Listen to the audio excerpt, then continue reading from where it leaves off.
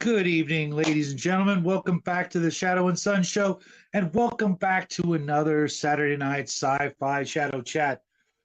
I hope you guys are having a great weekend. It's been pretty quiet here around Casa de Shadow. I have been furiously painting away at the table. I'll show you in just a minute. I have got about 100 pieces on the table that are just dying to get onto another table, if you know what I mean. Already here, ready to join us is my good friend Owen. Welcome to the show. Hello. Long time no see, buddy. I know, it's been forever. I know it seems like ages. Dude, that movie rocks. I've got, unfortunately, 20 minutes left of it, but I'm already running like 5 minutes late, so I had to pause it on Amazon. And my son wasn't here, as you know, to watch it with me, and I don't know if he's going to get the time. It looks like it's over, like it's like 4 hours, including the intermission. I'm just like, oh my god, I didn't realize. I fast forwarded through the credits, which were like, there's like 5 minutes at the beginning, Yes. just nothing. I'm just like, guys, you're killing me. No, I appreciated that because then I could fast forward it. But I think I'm on hour 3, and I'm going. Wait, there's another 40 minutes. Yep, I've got about 20 minutes. I could have run the show late, but believe it or not, George from Emperor's Choice might be joining us tonight. Oh, I really wow. hope he's watching.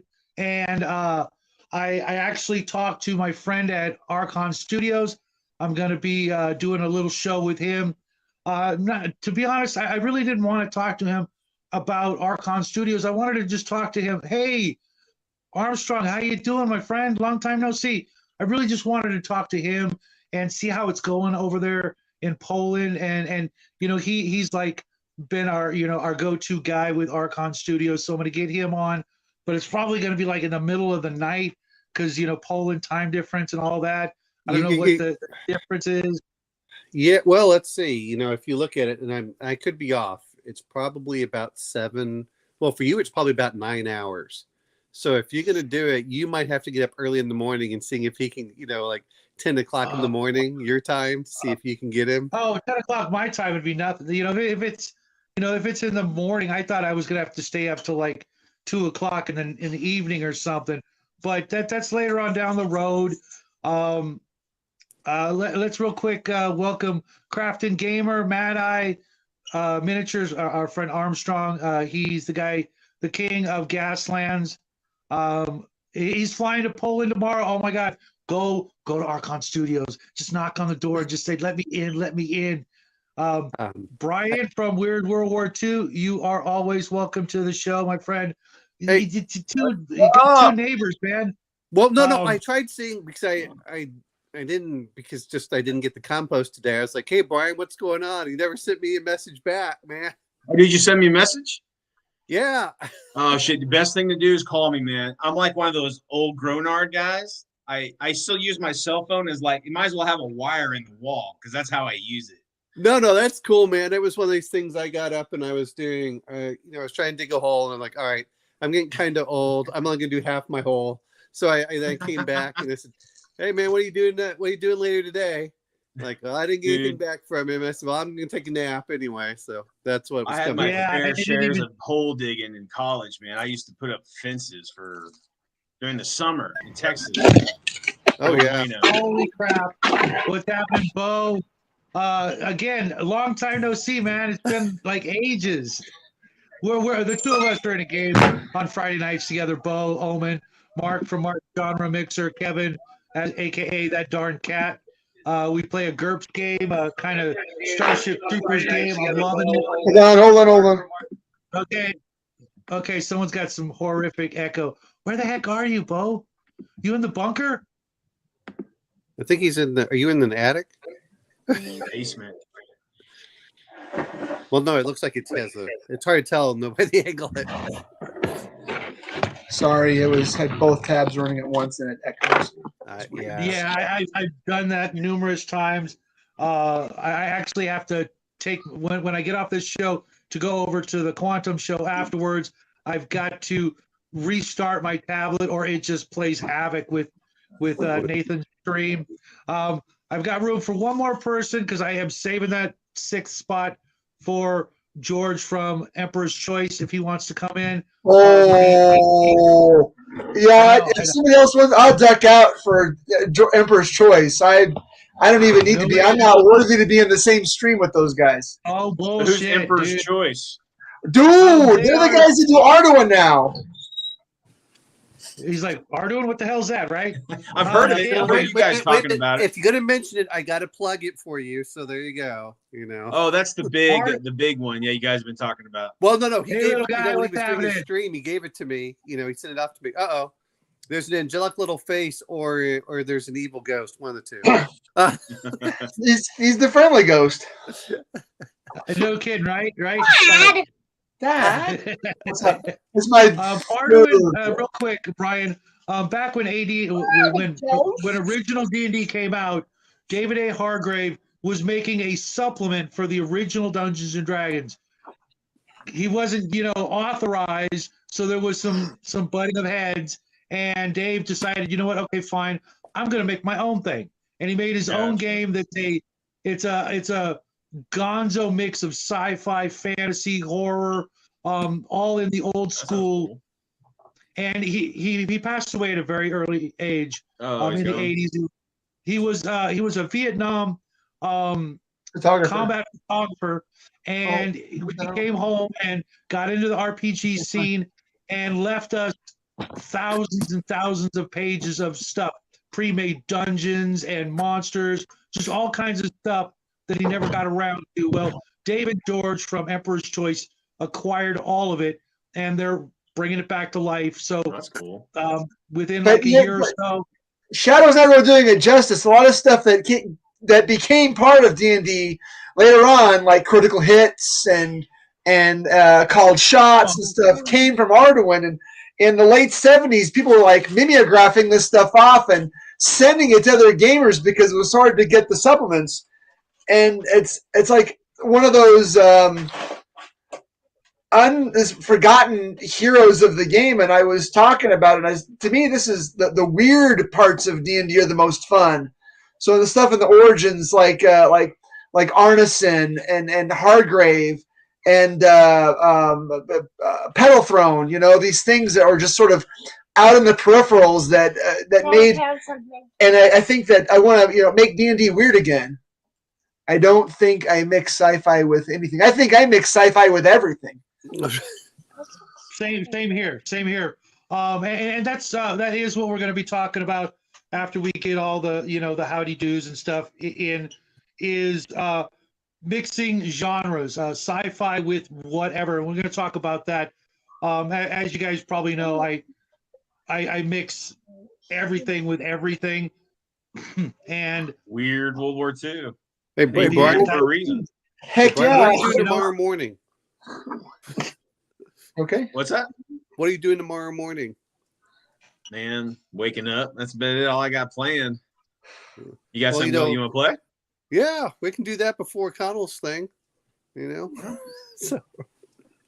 George, I'm going to put the link back in there, George. If you want to come on in, everybody would love to meet you. All you got to do is click the link.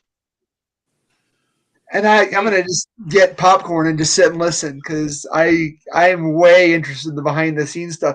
And, think about it's a product of its time, 1978, Star Wars is just out, D&D is out. So who doesn't want wizards with laser swords? It's just... you mean also wizards? Wizards with laser swords, yeah. Yeah, no. Aside from just the Force, I mean, like Merlin the Magician, not just Obi-Wan Kenobi. No. I meant Wizards the movie. Oh yeah, great, Ralph Bakshi. Oh yeah. Man, peace. It's the product, and I think that we do need to think about the recent developments, and I mean recent pundits, was it World of the Last Sun? And Chalt and all this stuff that's come out lately, and let's not forget Kroll from 1980. Let's not forget Crow from I saw that in 1988. the theater, man. Me too. Hold on. We have the man of the hour, George. Welcome to the show. Elf, I'm going to get you in just a minute because I know you'll. Good evening, everybody. Hello. It is What's so up? good to see you again, my friend. Hey, Chris. Good to see you. From top to bottom, we got Omen, we've got Brian, we've got Eli, and we've got Bo. Welcome to the show. Thank Looking forward to it. And does that make Brian? Does that make him the youngest? You know, for Emperor's Choice in this I'm whole 50, panel. if that call that young. I'll be 56 next month. I'll be 56 next month. So I might be the old guy here, but I'm not sure. George may be a little older, maybe a little younger. 54. Okay. Oh wow! So I am the geezer here. Wow. I'm actually on the young side here. Eli, I guess I better grow that beard out, right, Eli, so I can show just how ancient and decrepit I am. You have a nice white tufty goatee there, so I think you're okay. Oh, you know, It just depends on where Bo is, because right now I'm near the youngest, so the baby. Is the, 47. okay, so you're the youngest, then I'm the second youngest. Eli, I'm actually trimming this. I'm trying to go for the Solomon Kane Doc Holliday look. I mean, if I I'm just Yeah, a lazy. yeah. I'm just a lazy son of a bitch, and just can't be bothered to shave. So You living in Texas with a full beard? no. I live in Missouri. I just have this little thing in my mustache because it's just. Okay, Shauner's got me beat. He's at 60. And, you know, I wanted to say something, quote Shauner. He says it's all fantasy. I tend to agree, you know, because it's not, you know, fiction. It's, you know, it's all fantasy. You're all of the genres are fantasies of one sort or another. And that's what I like about, you know, mixing. Eli said he's got a two hyphen rule. I guess that means you only mix 2 hyphen two or- limit. Too many times sitting at a comic shop or something. Some guy's coming over. Let me show you my Call of Cthulhu, you know, Marvel superheroes, cyberpunk, Illuminati crossover. I'm like, no. That's great, man. I always love that. Dude. We're in the weeds at Love that it. point. Well, you know what? If you're going to talk about fantasy, then we might as well mention the Harlequin romance novels that all these people read. So you can't get any more fantastic than that. My You mother, know what? did you say that? My mother was actually two of those books were in honor of my mom. She knew a couple of writers, and they honored it. The romance, yeah, that's great. That's legit. Let's just stop right there because I don't want to know any more about the honoring part. Dude, that's my mom, man. I know. I'm sure she's a We're all absolute gamers, and saint, we know we love our mom. saint among saints. I'm on TV here, okay? Psychological sci-fi, Solaris, 1971. Oh, Solaris. I haven't read that, but I've been reading a lot of Piper's stuff lately, Shauner. Actually, I'm trying to get through Death World. I've got it on audio, and I kid you not, I've had to rewind it like 8 times because I keep falling asleep while I'm listening to it. Solaris was a Soviet book, I believe, written during the Soviet in the Soviet Union. Yep. It's, The Soviet Union had a huge like sci-fi thing going on, movies and books and art. Lots of great Making art. communism work and trying to put a man on the moon, all kinds of It's science. all fantasy, man. you It's can't have a perfect. bunch of repressed nerds and not have fiction come out of it. So I mean, It's true. I mean, they are a very intellectual country, despite having like a tendency to want to kill intellectuals. But it's kind of a weird dichotomy. You know, when you've got nothing to do but drink vodka and play chess, you're going to find something else to do eventually. You know, believe it or not, there are some there. You know, for you miniature guys, there are some incredible miniatures and sci-fi stuff coming out of Russia. I was looking at some stuff about a year ago, and wow, they have got some seriously imaginative boys and girls over there pumping And out cheap. miniatures. The only problem is it's always of a freaking scale that's like either too big or too small to go with the 28 millimeter that we're dealing with. I'm like, guys, just shrink it, just shrink it a little bit, and we're good. Otherwise, we're looking at, like 52 millimeter scale stuff, and around those areas.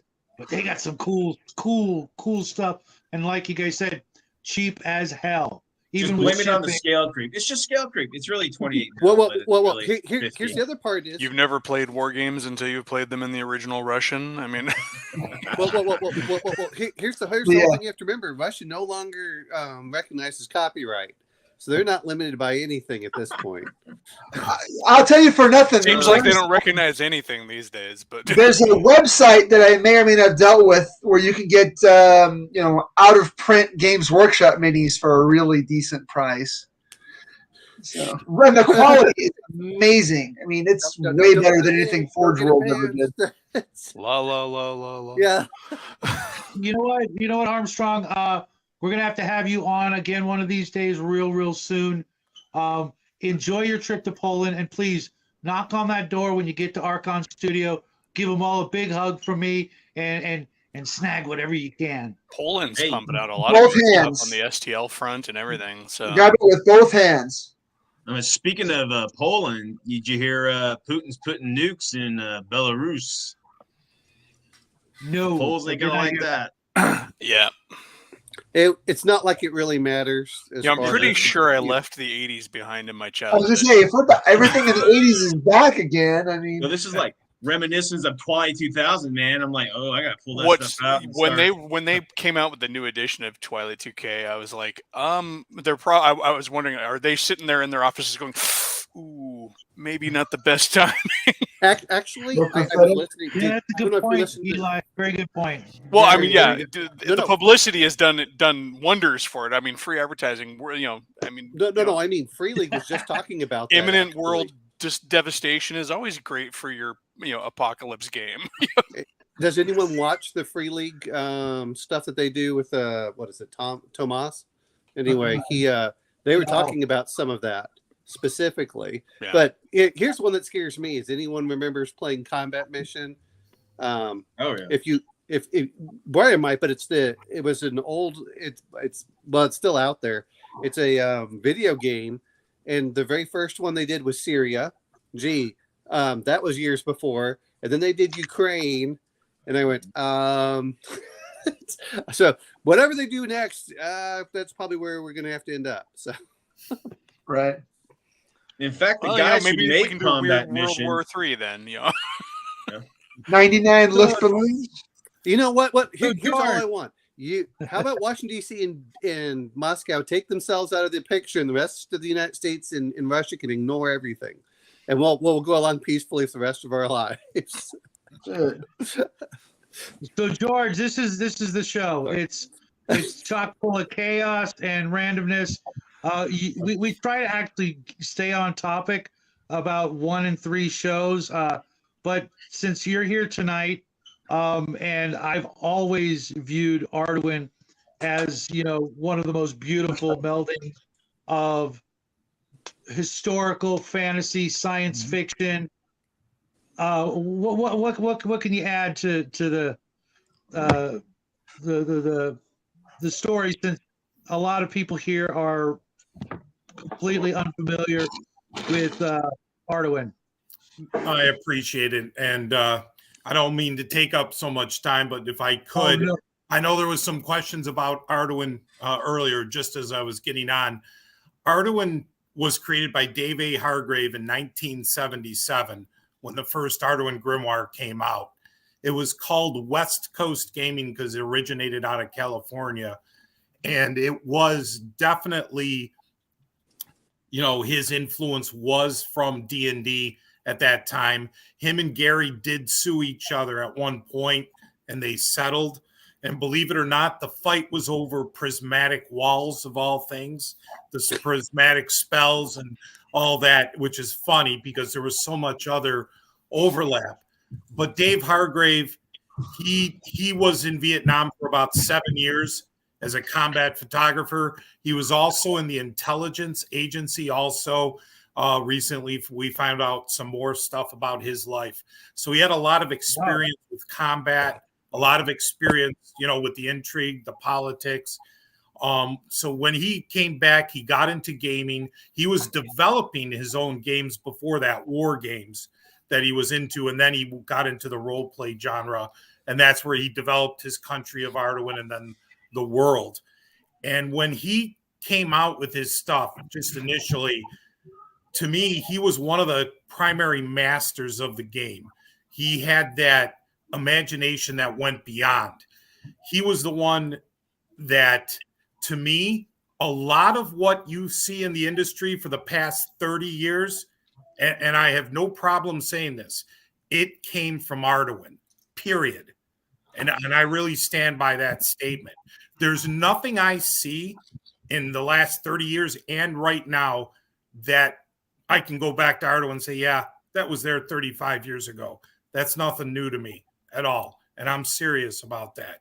He created things that went beyond and beyond, where D&D wasn't even at that level before. He created the multiverse gates. He created sci-fi in your game. He created Western in your game, any historical mixing of all genres, and it worked. And he was the one that the wellspring of all this stuff came from. His ideas, and I tell people, pick up one of the Arduin books, any book, and just pick out a page, and you'll get a wellspring of ideas and just coolness that this guy's imagination had. It was unbelievable, the things and the stories we hear from the players who played with this guy. He would run 100 to 200 games a year. I mean, he would just be running his world, running. And he was just an imaginative storyteller. He'd take bits and pieces, from movies, from novels, and then he'd put them in, the Deodant that I think part of that was created from Jack Vance's Dying Earth. He took absolutely aspects of gaming, the horror aspect. He did stuff for Cthulhu. He wrote some stuff for Chaosium back in the day. I can't describe to you how much was there that this guy had, but unfortunately he passed away at age 42. Barely got anything out of him. But you know what? In our archives, we have been able to put together from different people, and over the years, we have over 2,500 item cards that were hand done, that are statted out from 30, 40 years ago, hundreds of character sheets, 150 plus dungeons that this guy created. This guy would sit, and his outlet was taking graphs, just pieces of paper, graph paper, and he'd do a whole dungeon out, detail it out, put descriptions, new races, new monsters, history. We've got 150 of these things. It's insane what he did. He has one dungeon, which is going to be our premiere piece, which is the mega dungeon of mega dungeons. It's over 42 levels of graph paper that this guy created. It was the mainstay called Skull Tower in his Arduin campaign. So it's amazing when you look at the amount of material. And again, this guy passed away at 42, unfortunately. So he barely got 12 to 20 years at most in the industry. But the influence he's had is amazing. His Fraints, Insect Warriors, no, the Tri-Creen weren't first. Fraints were there 35, 40 years ago. There are a ton of them. The Black Fraints, which are the sci-fi version of the Fraints, who can do zero gravity melees, and they use laser weapons, and they have attachments built in because they were genetically created from the Hokura Empire of the Fraints. And a lot of this you'll find in our lore, in the world book, and so forth. But this guy's imagination, we even have some manuscripts. This guy created a superhero game that never saw the light of day, called Glory Wars. He also was instrumental in Star Rovers, which was the sci-fi version of Arduin that Neville Stockton was creating, who did the archive miniatures, which we've recently gotten back into contact with Neville. And we have Oh, all really? the base. Yeah, we have. I actually commissioned him to do a piece. He's actually doing a no miniature for us. And we have all the base templates for the Star Rovers, all the old printer version where they taped all the stuff together in these large sheets. We have all of that in our archives. But I don't mean to For ramble those on. of you who don't know. Yep. No, Yep. no. You should keep rambling on. Yeah. So when you think about what is Arduin, Arduin is just about every cool damn idea that you see. Planescape. Yeah, that was Arduin. Dark Sun. Yep, Arduin had that. We over and over, and I'm not trying to be arrogant about it, but Arduin is the unknown underground of the role-playing game industry, where D&D took off, went more commercial. Arduin was underground. It was the cool game that people heard about and would want to get in to see and to experience. I mean, it just, with the way this guy did it and ran it, and his influence was amazing throughout the industry. Chaosium, RuneQuest,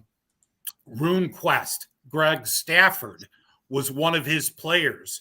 And then he went on to create, RuneQuest, Chaosium, that whole tenure that's gone through.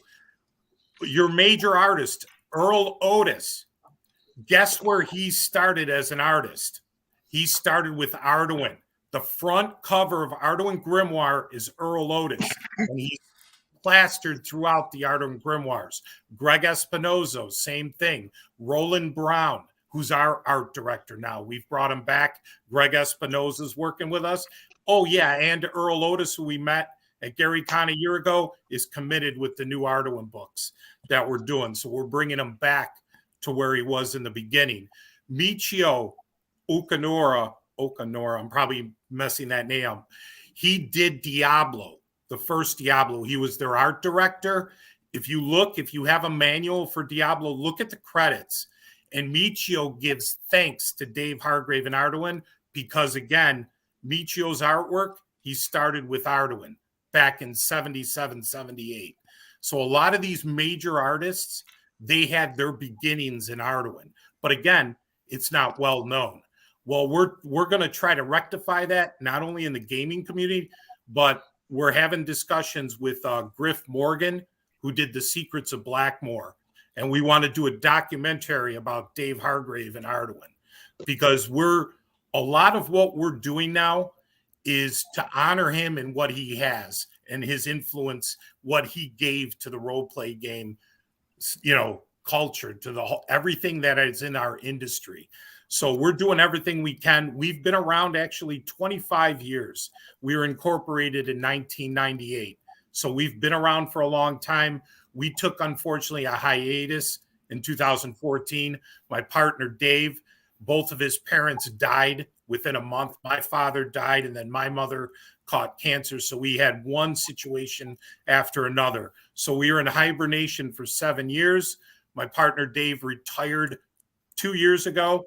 And then we started talking about the business again, and we relaunched October 21st. And we said, we're going to bring it back, everything Arduin. We brought back the books, the maps, the miniatures. And now we created a team. And now we're doing Arduin Bloody Arduin, which was going to be Dave's magnus opus, his last version of Arduin. Now we're taking it, and that's going to become our system. We're about a year and a half out. It's a ton of work.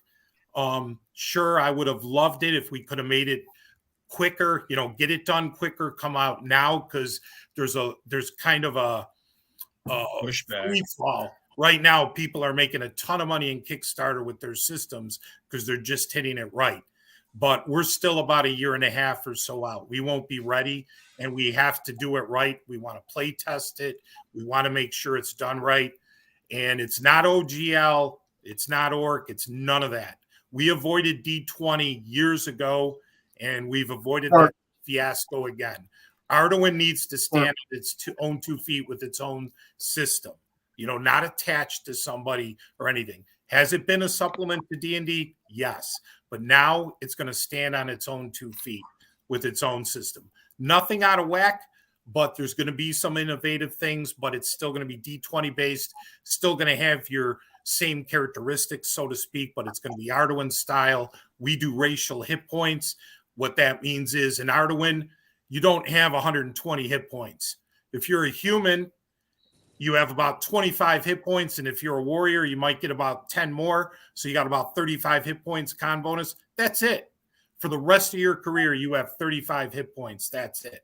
And you'd be surprised how many things makes it different to play when you only have a limited amount of hit points. And that's just one aspect of Arduin.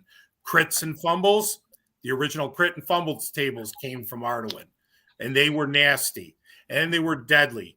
And they were realistic because Dr. William Voorhees, was one of Dave's players who was a doctor. And he wrote up a lot of the criticals and the effects of those criticals. So just to give you guys a quick overview, like I said, I apologize. I didn't mean to go, but I just wanted to explain what Arduin is. And what we get nowadays is some people don't know.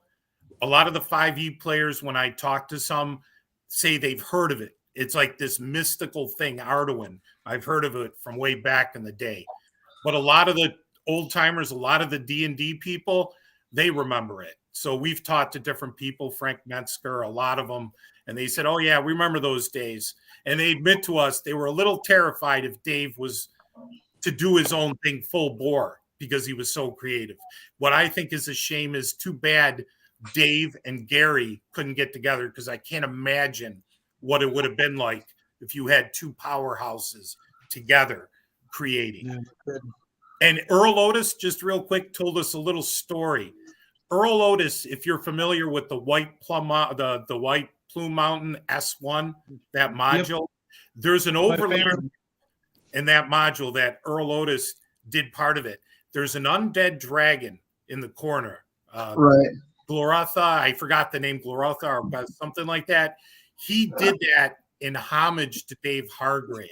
Right. That's why he did that. He told us that. And he said when he did that, when he presented it to the D&D people, they had no clue what an undead dragon was. He said he was laughing at them because they were clueless. And it's like Dave Hargrave has been doing that for years. They had no idea what an undead dragon was or how to do anything with it. But he did that as a homage to Dave Hargrave when he did the module. So just a little story there. And like I said, I could go on and on with the different stories, the different people who went in and out of Dave's Hargrave's game, the different people who decided to move on to create a company of their own or by influence from Dave Hargrave went down the road. So how did you acquire all this stuff? Did you buy it from the estate, or was it given to you? Or back in 1998, like I said, when we started the corporation, we started out as a miniatures company. We had miniatures. We actually bought the Julie Guthrie lines 1 and 2 from the owners of Grenadier when they went out of business. William Watt is a sculptor who's still our sculptor to this day. He used to sculpt for Grenadier miniatures. And when we started the company, Dave and I, we had miniatures, and we're like, you know what? We need a game. We need a fantasy role play game to be like the core to help, push the miniatures and play.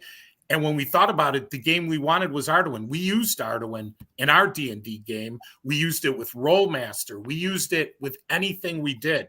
So Dave's like, why don't we just try to get Arduin?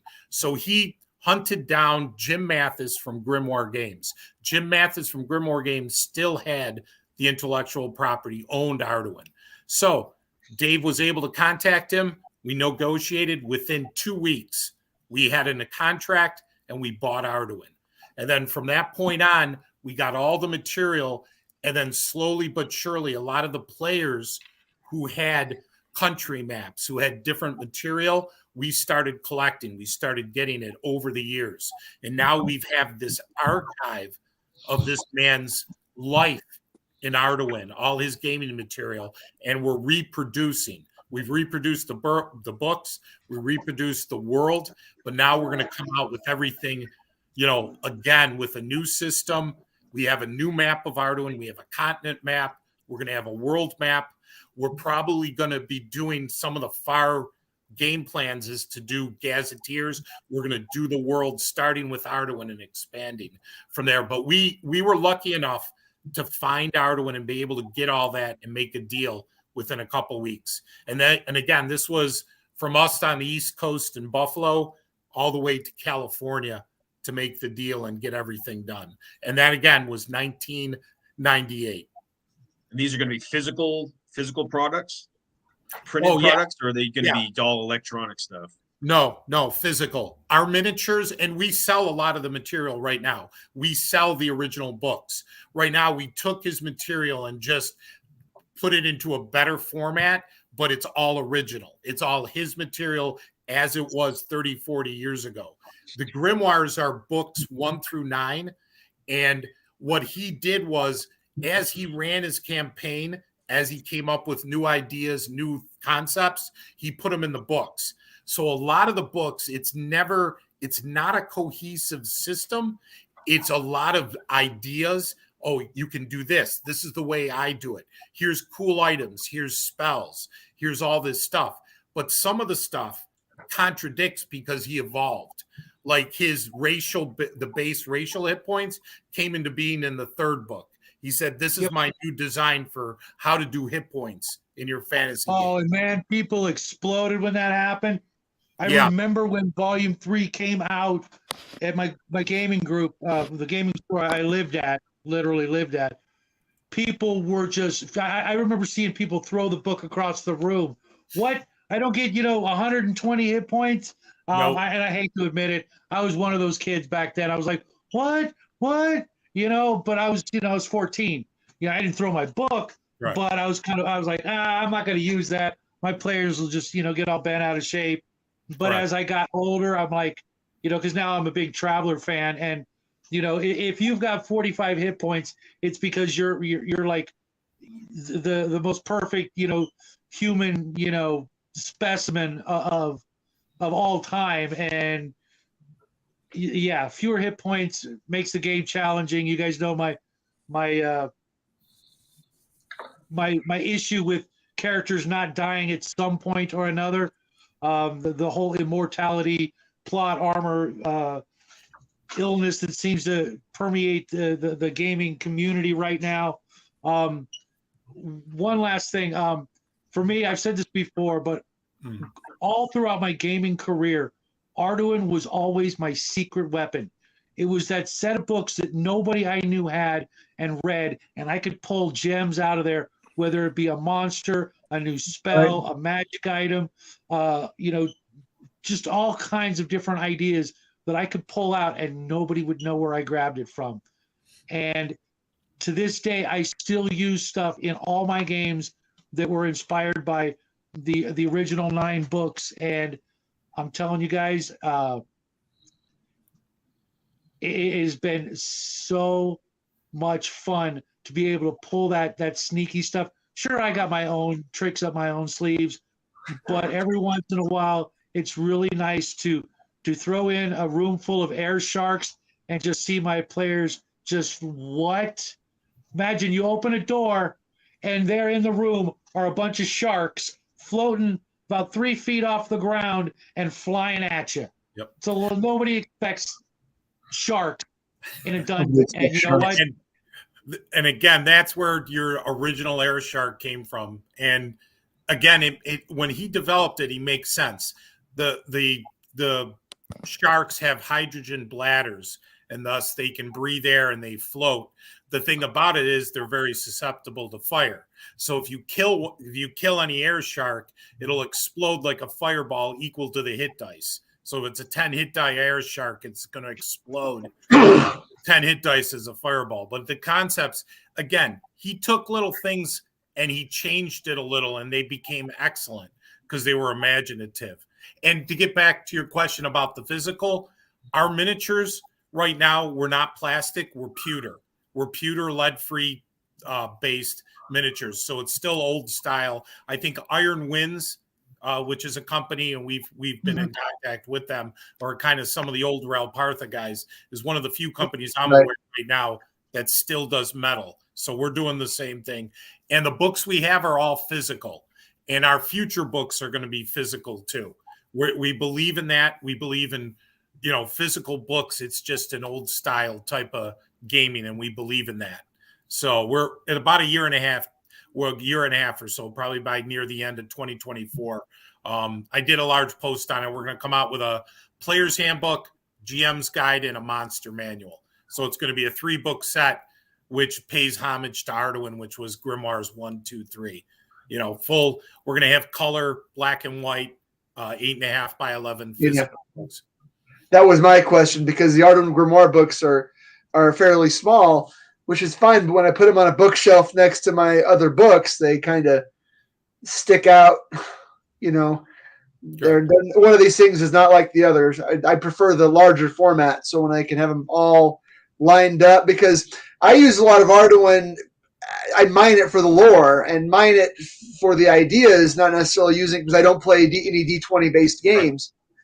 But I do enjoy the inspiration just to sit down with it and say, just to flip through it. And even if I don't use things verbatim, it's like it's like a splash of cold water in the face, and it causes the ideas start to flow when I read these books. And like I said, I really enjoy. To me, a lot of fantasy it's not weird anymore. It's become, fantasy has become so it's so common. It's mundane. Oh, look, there's an orc or a goblin or a hobgoblin, whatever you call it. Eat chic. So we need something I need to get my fix of something weird to get those endorphins running, and that's the kind of stuff I try to use in my own games. Yeah. No, that's what a lot of people do. They'll buy the books and mine it, and that's what people have done over the years. Get a cool idea or a cool concept, and that's awesome, to do it. That's exactly what they're there for. Just a million ideas. That's what we did when we were gaming back in junior high and high school. We'd found the books, and Dave found volume 4 at a shop here in Buffalo by chance. And then we started collecting all the rest of the books and just introduced ideas. And again, we used it with Rollmaster too. We loved Rollmaster, and that was a percentile, a much more detailed system. And it was worked well with that, different concepts, the monsters, the magic items. And that's the thing too. Even with the low hit points, Dave Hargrave's magic items are like artifacts. Right. They're really cool. Yeah. So even though you have low hit points, you're going to have power to be able to protect you. I mean, crits can still take you out, things can still take you out, but you have that power too. And he wasn't shy about putting guns or explosives or lasers or different things. I mean, not plethora, but you could find stuff like that. And the game was not out of balance, because basically in Arduin, power attracts power. So there's always a balancing factor. Right.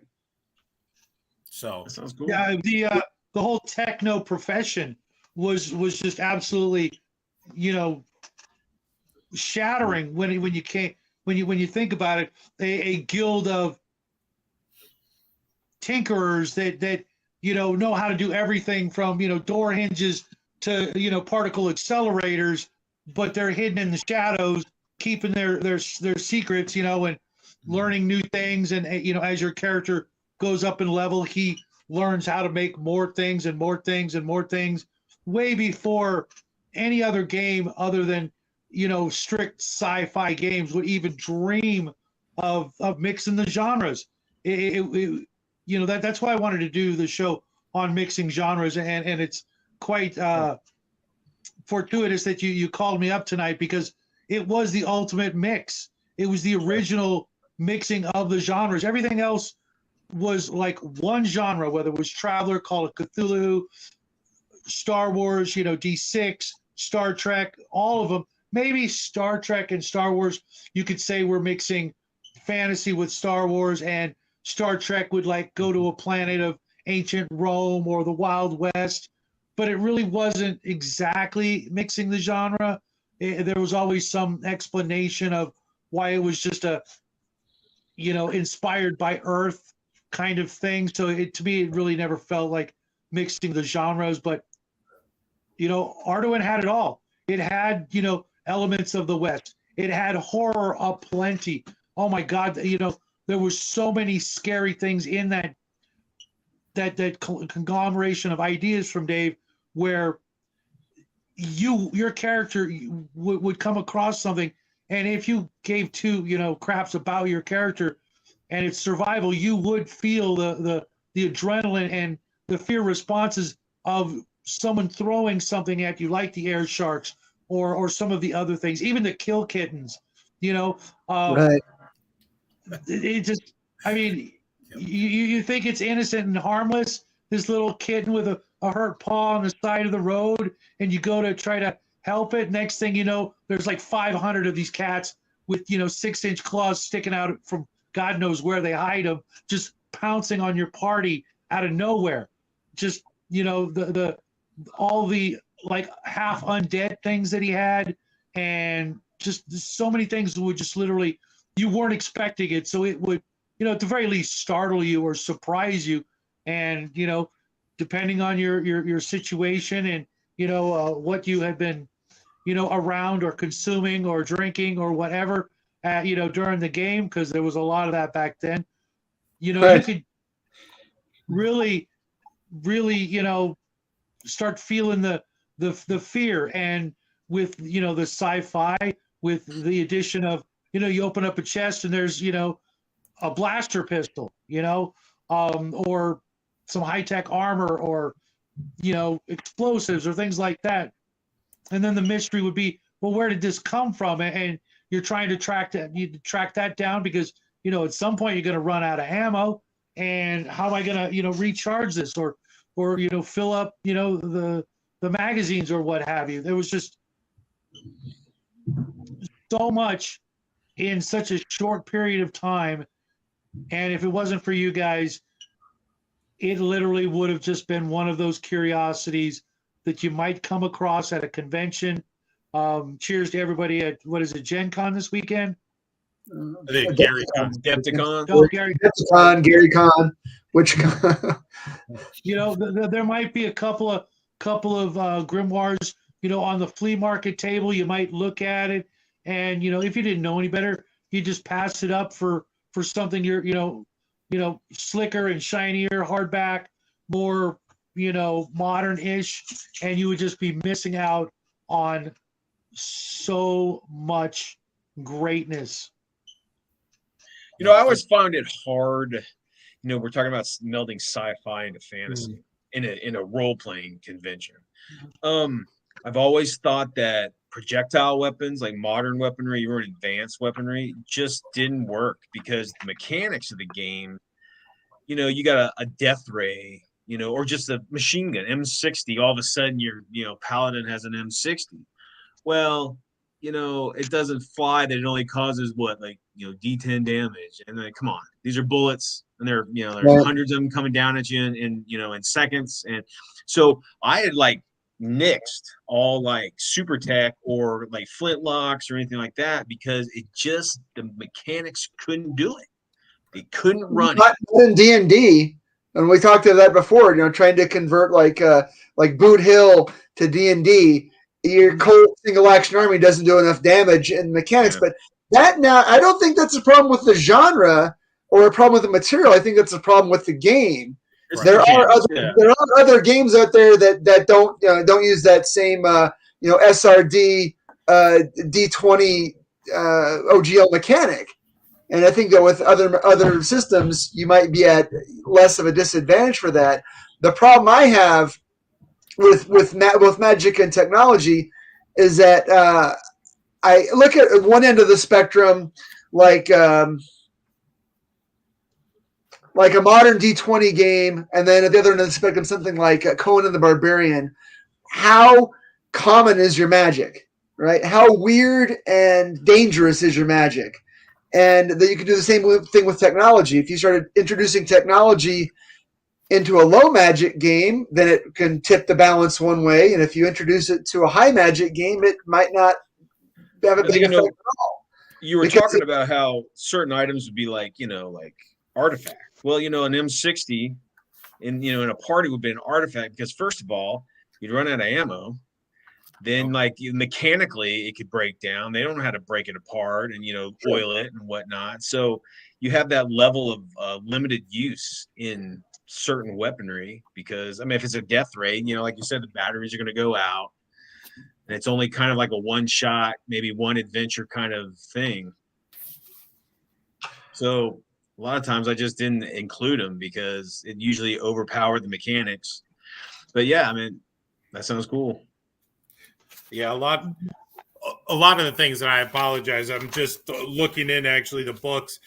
The way Dave kind of did it was you would do so much damage and then it would automatically penetrate a certain armor class. Yeah. Like I'm just looking like he had like a laser, right? A laser rifle with, 20 points of damage. It would penetrate up to armor class -2 if I convert it to normal D&D. Right. And then you would have a random critical hit chance, which would be a high percentage. So in addition to the damage, because Arduin had crits, it would more than likely do 1 to 3 criticals on top of that. So the weapons did become deadly. But like you said, the mitigating factor is you only had so many charges, and another aspect of technology or having weapons in a game that I think they don't take into account is the maintenance of the weapon. You can have a pistol or a rifle, but if the thing is in a swamp environment or it's getting dirty, or if you have no idea how to clean the damn thing, it's going to mitigate. Or even to clean it. You may even, Exactly. Yeah. Or like you said with the M60, my God, how hot is that barrel going to get? Or is that barrel going to get so hot it's going to boo? It's going to warp and melt completely. That's if you have more than 50 round, a belt. If you got more than exactly. one. So you're absolutely right, and that's the thing. Like you said, was the rules. The rules couldn't handle because they didn't go that far. They made it, like you said, with Boot Hill. I remember that conversion. It was like a D6 damage. It was terrible. It was like ridiculous. Like, really? You shoot someone, you're doing D6. Maybe if you were thinking that characters were never going to make it above like 4th or 5th level. But on the average, when players were running around with 7th to 9th level characters after a year of playing, they come across, a 6-shooter when they're 7th or 8th level, it's almost as effective as the magic missile spell. Might do a little bit more damage per round, but that's not the way it should be. They call guns the great equalizer for a reason. Anybody can pick one up and learn how to use it, and anybody can end another person with 1 round, and it's not because it's a critical hit. It's because it does critical damage. But well, then the circumstance that led me to not do guns was someone did a called shot to the head and shot someone in the head with like a 44 or whatever.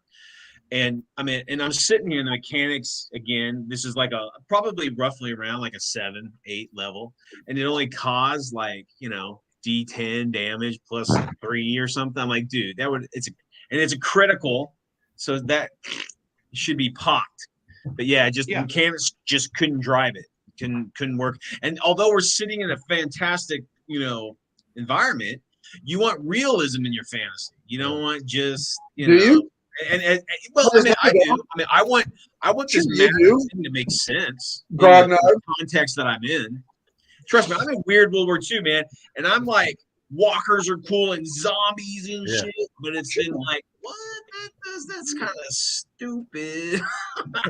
It's just, I don't know. I guess it's your own, your own way to. Introducing lethality to the game is something, again, like a mechanic. It's really outside the scope of mixing science fiction with fantasy. It's something you have to decide in your session 0 when you choose your mechanic or when you choose what system you're going to use. Are you going to run a D20 system? Or are you going to run something that's absolutely not? Are you going to play Traveler or Champions or a game that's a little crunchier where things are more deadly? And I'm in favor of that.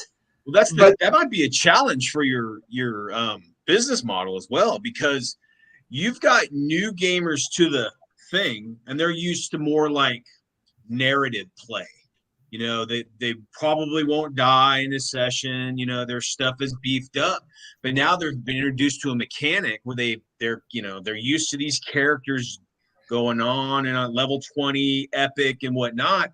And in these mechanics, they're not going to see that. So that might, be something to think about. Kill them off. Kill them off. It's true. Hey, I'm all for like lethality, like realism. Yeah. But again, you've got people walking in, they create this character, and then it's dead. Then they're like, whoa, wait a minute. Now what? Yeah. And you're absolutely right. You got to balance it. And we're taking a lot of that into consideration. I mean, we're using a lot of the aspects of Arduin, but a lot of it to create a cohesive system, we couldn't use everything. And we're still in development because a lot of it was contradictory. So you're right. You got to balance it. You can't do it to where a person's just going to go and then die instantly. You get critted, boom, you're done. Because most criticals are pretty lethal. So we got to, and they have something. Being 40 games in this kind of stuff, I can live with that. But you're talking people, watching Stranger Things, wanting to, get into it. And then all of a sudden their characters are dead. And they're like, well, that was kind of a bust. Is this what it's like or whatever? But yeah. Too much realism is killing. Yeah. I mean, if you make a game too realistic, it'll be the worst game ever. It'll be hard. Yeah. Yeah.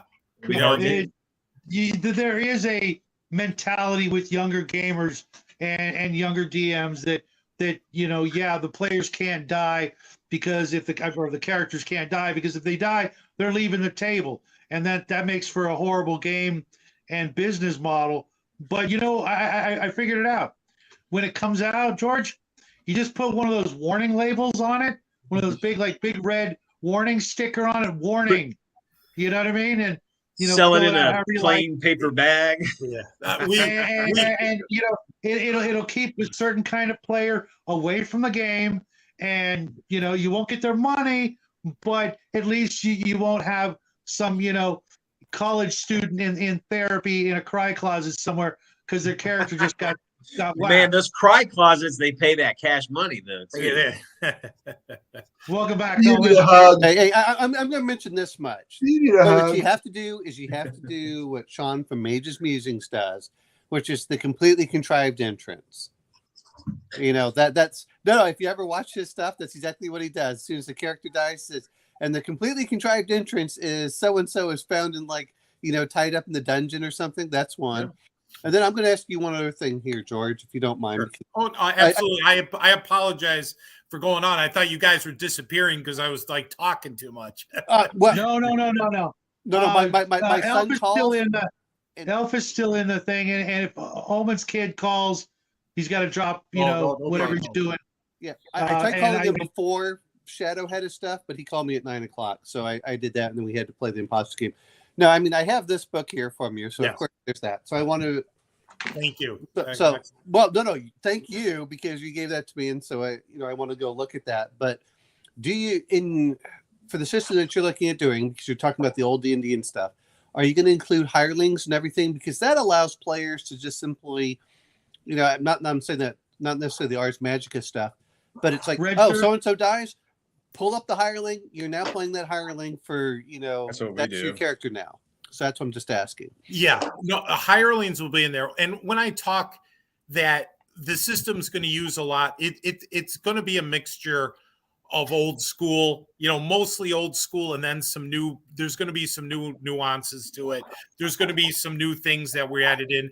And there will be a mechanism that we're working on to help mitigate some of that so you're not dying all the time. I mean, death is going to be real in Arduin. Don't get me wrong. One of the things we're doing is I'm just going to say it right at this point in develop, there's no death save. When you reach 0 hit points, you're done. You're dead. Yeah. I mean, and you know what? For most people, if you think about it logically, my hit points go to 0, I'm dead. It seems consistent to be that way. No negatives. No, nothing. Yeah, most mechanics lead to that outcome. Yeah. Yeah. So why have extra roles? Not necessary. We'll have a different mechanic that we're developing that I got to keep under wraps right now that I think will help a lot. But there will be lethality, but you will have the opportunity to survive. If you're smart enough, you will survive in the game. But it will, like I said, the game, to give you some of the basics, I've posted this a little bit, so it's kind of public. D20 from combat. We could have used something else, but D20, we had to go back to the D20. We couldn't get away from that. That's what most of the industry uses. We had to do that. The racial hit points, like you said, we are, like I've talked about, we are going to do that. You're going to have base hit points based on your race, your class, and your constitution. And that will be your physical damage. So for like a human warrior, probably about 35, maybe 40 hit points. And that's the amount of hit points you have for the rest of your career. Maybe your constitution goes up. Maybe there's a magical item or something gives you a bonus, but that's it. So we're going to stick with that. The character abilities, your 1 to 30. So they're going to be, that's Arduin always had that. I talked about factors for characters. We're actually, I'm giving out a little here, but we're not calling them ability scores. We're calling them factors because in Arduin, they called reasoning factor. CF was coordination factor. So basically your strength, your health, your reasoning, they're going to be very similar to D&D. 6 stats is what we're doing. We could have done 8 like Arduin, but we decided let's go with something normal so you can convert easy to any other game, or if you're using any other flavor of D&D, you could do it. But it's going to be Arduin style in that what Arduin does, when you roll up a character, you don't just use 3 dice 6 and go down. Based on your race, you're going to have certain ranges, and our chart will tell you, oh, for a wood elf, you roll a D8 plus 10. Okay. So your elf's CF, his coordination factor, which is like dexterity, can be 11 to 18. So your race determines what a adventurer for that race is generally going to have strength and maybe some weaknesses. So there's maximums to your stats then? 18 is like cutoffs? No, there is no cutoff to the stat. But For the factor? the race may limit you to how high you can go, initially. But then your class or a special ability may allow you to bump it beyond that, But it's not as bad as it seems. Some races, Franks, Deodance, you're going to have some character races, depending on the race, could have a 19 or a 20, like in CF or strength. But again, being Arduin, it balances out. It's the totality of the whole system. I know I'm saying it in general, but the way we're developing things, we take into account that our races are not equal. A goblin is not going to be the same as a dwarf. As Yeah, so they're going to have the strength of a 20. Yeah, because the goblin is going to be very difficult to play because his racial limits, his stat rolls are not very good. We have 25 races in the game, and they're not all equal. It just It shouldn't be.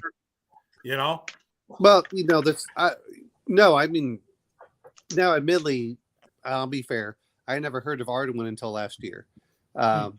So I'm not trying to get, and that's because Shadow's like, Arduin. They're like, what is this Arduin thing? Anyway, For Arduin.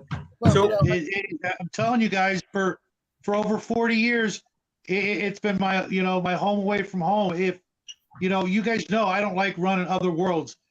That's one I'll run. That's one I would love to play in, hands down. It's just something about it that it's so different from all the other IT worlds out there. There's just so much, it's harder now, because looking at it, looking at the stuff that's coming out, I'm just like, but Arduin did it first. It's like that Simpsons, not Simpsons, Family Guy, where the Simpson did it first. Arduin did everything first. So George, I just the things we're familiar with. I'm just trying to look at it this way because I'm not, and I don't want to knock it because, like I said, you have Arduin way further back.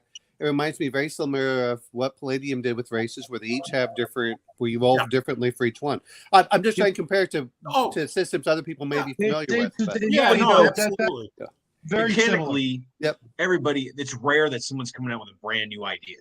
We Right. all take ideas Yep. from the past, even our Exactly. stories. You know, without Heinlein, you wouldn't have a whole lot. Without, you know, Tolkien, you wouldn't have a whole lot. You know, so Absolutely. Yeah. and that's, you know, Look So- at the whole spell system, you know, came, I think, from Jack Vance. The D&D spell system came. I think it was Jack, I forgot who developed, and Yeah. they took it directly from the novels and developed it, you know. the dying earth. No, I mean, I have nothing against it. I'm just trying to say for people that are not familiar with yeah, it. yeah. And you know what? That's half our battle is people have heard of Arduin but don't really know Arduin. Like, what is this? You know, what is this? And we're trying to stay true to the essence of Arduin by keeping with the new system that we're doing. And like I said, we're putting years of effort into this. We want to make it so that it's simple enough that it doesn't go off in left field. Like, you know, you're using 3 die 6 and a D10 to do this or that, you know, some weird thing. So you just said some weird thing, and I'm just bringing up Dungeon Call Classics with their weird dice. But no, I want to say one thing though, from my perspective. If you can get a really good starter set, and not that you have to have everything, but man, that makes such a big difference for bringing people into it. Is maybe you put 4 or 5 races, you put some real basic stuff in there, and say if you want the full thing, then go over here.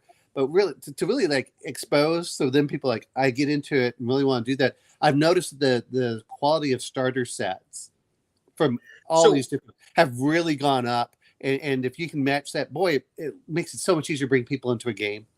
So are your clientele, are you shooting for the brand new person? Or are you shooting for people that are moving away from the TSR issues and, you know, are you shooting for everybody? No, we're shooting for everybody. We want the game to appeal, obviously, to our fan base, to the OSR crowd, who are old school. But we also want to go for the 5th edition, the new player, who may want something a little different than, you know, D&D. Something similar they may be similar with, but it has some new ideas, some concepts. And if it's something they like, they're going to play. Or they're going to look at the world and say, hey, this is a cool module, or I like this aspect. You know, because, you know, we all have that entry. We all have that, like me being a war gamer. You know, it was like Rogue Trader, or even the bookshelf games, the Avalon Hill stuff. That was my intro. And then when I got more mature and I wanted something, you know, more complex and more advanced, and then you move away from it. So I was just curious what, you know, who you're shooting for. And that probably hits it right, what you're saying. We're doing it where we're not as simple as as D&D was, so to speak, or some of these systems now are very simple. And if you look at them, they're very boiled down to where they leave a lot open. We're doing something a little more complex, but we're not doing Rolemaster. We're not doing Shadowrun. We're not going all the way. We're going a couple tiers above what D&D was, old school D&D was, with some new things, some little more crunch to it. And like the races, your race, and then your class. And then if you want a special ability, Arduin was infamous for the special ability charts. I know you just brought up DCC. The special ability charts, Arduin had them, and they had them like if you're a warrior, if you're a thief, like 1 to 100 different, just a special ability or background that would make your character different. So it's the same, but different, where it gives you a different ability. Your race is going to determine a lot. Your race may have a special ability or special deficiency. You know, they're really good at this. They can't swim, but it is what the race is. And our classes, we're not going skill-based. And we're not going what I'd like to call cheat-based, meaning no feats. We're not doing that. We are going more, you have maybe certain abilities that class has, 10 or less, that's it. The rest of it is you developing that character and playing the character. And when you game, it's kind of old school and new school. And what I mean by that, you got a puzzle to figure out. Let your players have at it. Try to figure out that puzzle yourself. If you can't, then there's a mechanic in the game where you can make a roll, a difficulty check, you know, whatever you want to call it, to make it because your character is a genius, has an 18 or 19 intelligence. But let the players play and try to figure out. You come across a certain trap, maybe the players can, use their ingenuity to figure out, like old school. And if it gets to a point they can't, then use the roll. So we're trying to do it where everything's not a roll. Let your players play. Let the classes, a warrior is a warrior. There's enough variability, but we don't get into and this is just my view, the ridiculousness, because I think the feats have gone way overboard. To me, it becomes a computer game. I got these 30 abilities. Every time I gain a level, I can jump around, I can do this, and I get this bonus to do this wacky thing, and this and that. And you know what we found from the people we talked to? It's overboard. The players forget half of what they can do, or it becomes analysis paralysis. Oh my God, I got, all these abilities. Let me see this feat, that feat. What am I going to use? When we found most people we talked to, they use 1 to 3 things or their major things. So why do you need 50 feats or 60 feats or 30 subclasses? You know what? Make the classes, make them a little porous where you can develop what you want and then enjoy, because it's quicker character generation and you can get in the game and you can concentrate. You can play the character instead of playing the character sheet. Well, I'm going to give you, an idea of what we're looking at. No, George, I agree with you in a lot of this. Is when I start looking at stuff, it's just like the old school fighter. And went, why can't that count as a samurai? It's a lot of times of the only difference really is for certain parts. But the other thing I think the problem is that everyone talks about the player side and analysis paralysis. That's usually less the problem. The problem is the DM trying to sit down, trying to figure out all the different things that can come into it with all the different variables, and then say, okay, well, how do I make this encounter?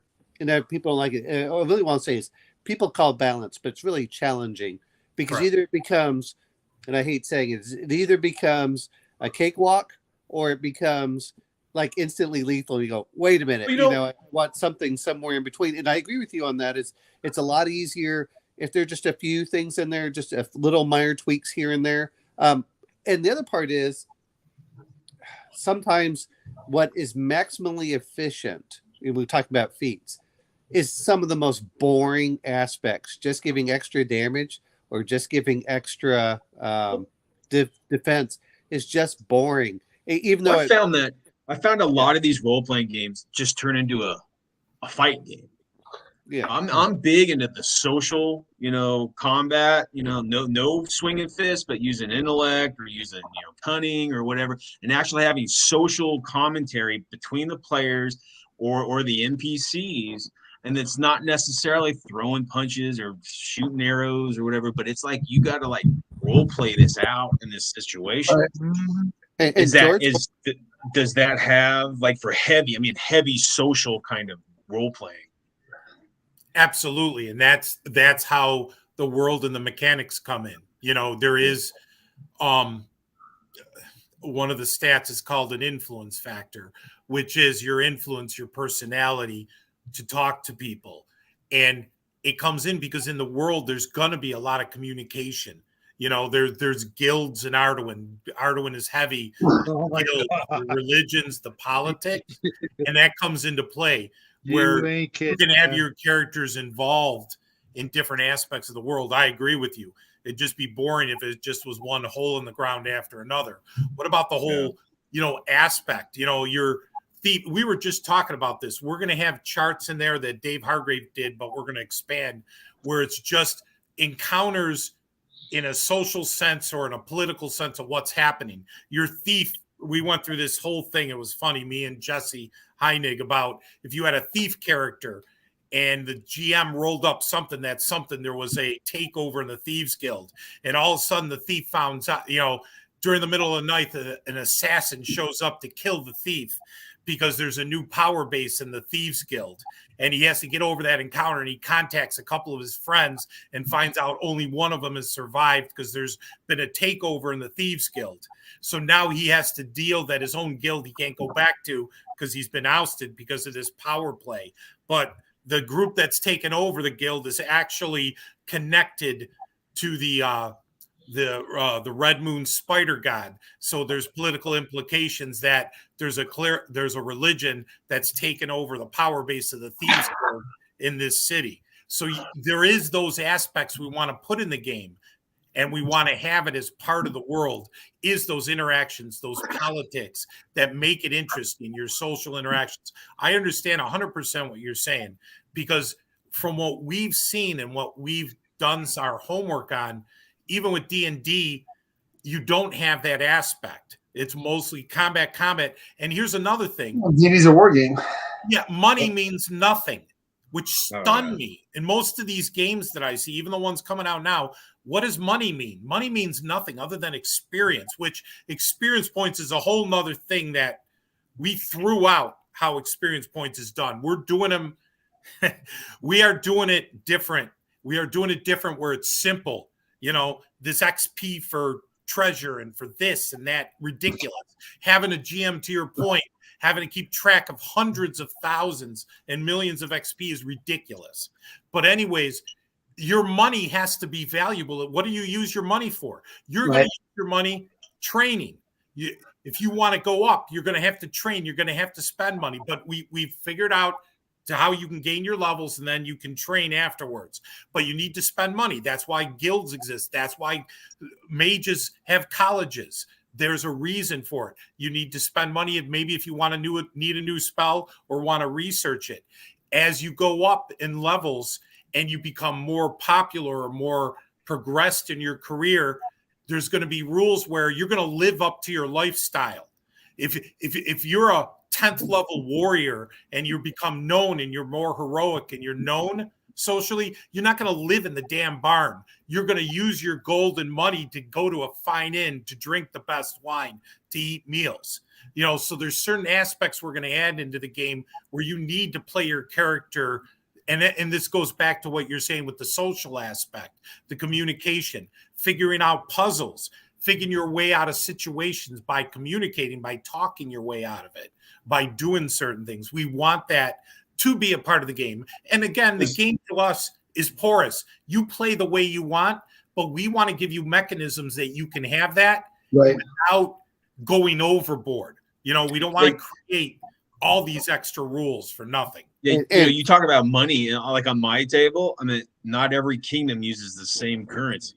See, there's currency exchanges and stuff. So, it's pretty fun. You know what? He started on the coins. Oh my God! There were like 50 different kinds, right? Oh my God! George, if you look at the Arduin books, you will love them. He has. Oh my God! You know what I'm talking about, Chris.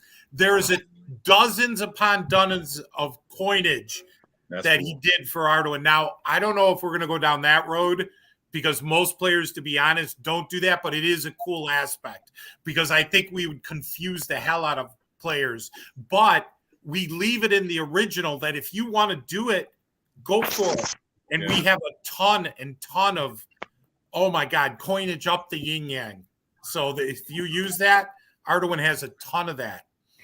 I'm going to bring up something because that you mentioned that I really like, and I think this is something missing in a lot of the newer games, is the negative impacts for playing the raid. Everyone always looks at the positives and they say, oh, well, I can do this or I can do that. But I know the fact that you said that some can swim and some cannot. That makes a huge difference on what's in there and what challenges can be in there. I'm going to mention one thing I really hate about Warforges and D&D. Oh, well, they don't have to sleep and they aren't affected by air, and they have a lot of this stuff. And I just went, oh, well, you just invalidated like 95% of my traps that aren't direct damage. And that removes some of that. It's not that I don't mind certain things, but man, it's awfully nice if you're like, oh, you're going to play one? Guess what? You can't swim. That means they push you off the boat. You fall to the bottom of the ocean. Good luck. Things like that. I think that really, I want players to, I guess from a DM perspective, I want players to, one is if they're going to be fighting something, they can start using, say, well, this race can't do this. As such, we can use it to our advantage. And then the other part is when they start picking one, they went, well, maybe I don't want to play this race if we're going to be doing a shipboard system because I'm going to swim and drown. I think that makes I think that's important. And unfortunately, I feel like more modern systems just want to ignore that and say, they're afraid of putting those drawbacks because those drawbacks actually make more interesting characters without having to do, and this bugged the hell out of me, the old White Wolf system where they always put it in there and you just like, okay, it's overdone. They never used it. Well, it might be a couple pages in the rule book, but they never push that, don't forget your gold weighs a certain amount and you can only carry so much stuff. Right. Right. Gold is incredibly heavy. Yeah. Well, but that's why you need those hirelings and sacks. You need a lot of sacks. How much was a pound of silver? It was 1 pound, and how many were in there? It was 240 pennies. With what was it, 12 shillings, which is where we get the troy ounce and the the pound of. People forget about that. And they're like, oh, I just wanted in the D100 system. Yeah, it didn't work out that way back then. But anyway, George, I like what I'm hearing, from a lot of this stuff, and I appreciate it, and we're going to get feedback. We're going to be doing a lot of play testing with this, so I mean, we're open to a lot of things. So I'm giving you the general. I'm holding some stuff back because there are some things I don't want to put out there right now that we're doing that we're going to do with NDAs and play testing. But we're trying to hit that medium road where I think you can't be too simple because, like you said, I think players after a while want to get to something a little bit more. But I think not being simple doesn't mean you just add more and more crunch and just throw things. I think you have rules to take care of any situation for the game master. When I talk, it's not only about the players, it's about the game master. We want the game master to have fun running the game, like you said, where he's not like, oh my God, what about this? What about that? What about this? Where he has a general enough good idea of things and there's simple mechanics where he can run it and he doesn't have to worry. He can wing certain things without having to worry. Or there's mechanics that are already in place that take care of things that are simple. They're not overly complex. It's that medium road trying to get there. Well, I'm going to say this much as a DM anyway, because I remember doing this as a kid. Oh, every optional rule I'll throw in there. And then as I get older, it's like, okay, I'm going to start pairing rules out, It's funny in how those things work. Well, I like this, but I don't like this, and I always, I know that Shadow talks about, settings over systems. So that's why I really do appreciate the right. Got me that. I mean, I'm going to plug you as much as I can as well. I appreciate it. Speaking of plug, we even if you guys aren't interested in buying any of the product. I'm sure George will have no problem answering emails if you go over to the contact site on the Emperor's Choice website. If you come up with an idea or a question or whatever, George or Dave will get back to you through that email. That's how I met George in the first place. And I'm gonna, like you're saying for that is the other part is if it's a cool idea, you'll throw it in. If it works for your game, it won't, and if it doesn't, you'll throw it out. I mean. Even if everyone talks about why we play raw, well, there's a lot of times that we just, even as kids, if we all remembered how much we screwed with charisma, that's a dump stat. Even though when you look back, it's like, no, that's the most powerful stat in the game if you use it. Yeah. It's like I said, Right. Absolutely. That's why we took charisma, and it's the influence factor, and that's huge into play. It will have impacts if you use it. If you use it, want to use it, other than if the player doesn't want to talk or the situation, you make your rolls and you're using your influence stat, it will affect reaction rolls. It'll affect negotiations that you're doing, negotiations with merchants or just in any situation. There's so many things that we use it for. We've thought about the charm person stuff and how that will help to influence that. There's a lot of there's some concepts we really dived into. We've been working on this 15 months already, and it's going to be another, like I said, year and a half of development and play testing. But we want to strike that balance where the bottom line is you want people to have fun. They want to be interested and have fun, and you need to have a set of rules that helps convey it.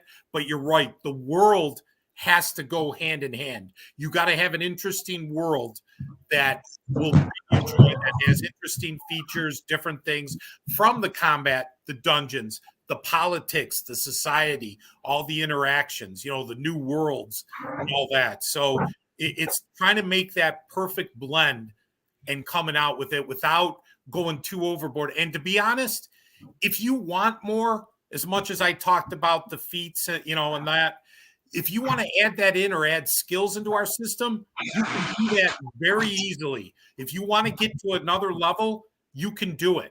We're just not going to go there because I just feel that's dangerous to go to that level, because what I found is developing a game system, and we've done it before and now we're doing it again. You can have what I know they call them project management scope creep. Well, what you can have in game design is rules creep. And what it is every weapon, like an old D&D that goes against this armor, gives you a +2 or a -2, the old weapon charts with the minuses. Here's the problem with that. Great concept. But what if there's different types of armors? How does it affect Kelvar armor then? How does it affect power armor from like a Marine from 40K? Or tell me then, what is the bonus of a Dragon Claw versus plate mail? Shouldn't that have a bonus of +3? What's its bonus versus leather? What happens is you start going down this rabbit hole that never ends. Your complexity and scope goes to that detail. And guess what? If you have that much detail at that point, you better have it across the board with everything else. What about armor types? Shouldn't armor absorb armor? Armor should absorb damage. Okay, go down that thing. Well, then everything absorbs this. Shouldn't a wall absorb damage? Shouldn't a door absorb damage? You see what I mean? Your design can go down all these rabbit holes, and it's cool, but guess what? It becomes cumbersome and it's no fun. We don't care. It's like we used to do a armor, like when you take damage against your armor is damaged. Right. They miraculously maintain that level of armor because it's getting dented or it's being ripped or whatever. So, I found that my players were like, well, hell, this armor is so expensive. Now it's all beat to hell and I can't use it. It ain't worth it anymore. I'm like, that you wanted realism. When you get hit with a mace against your chest armor, it's going to dent and get all jacked up, and it's just not going to maintain unless you get it fixed or you have to buy new stuff. And they're like, well, that's a little too much for me to handle. I'm like, well, and I want to bring this up is, because all of us, I think, go through this phase where we go from we want to be a simulationist to we want that's true story based. No, it's funny because I loved all that stuff, but at a certain point, it really needs a computer in the background to run everything, and you're kind of like, yeah, but I want to actually roll dice and sit there with my friends and drink, beer and pretzels. I'm not saying, and everyone has a different level of what they accept, and that's I'm going to.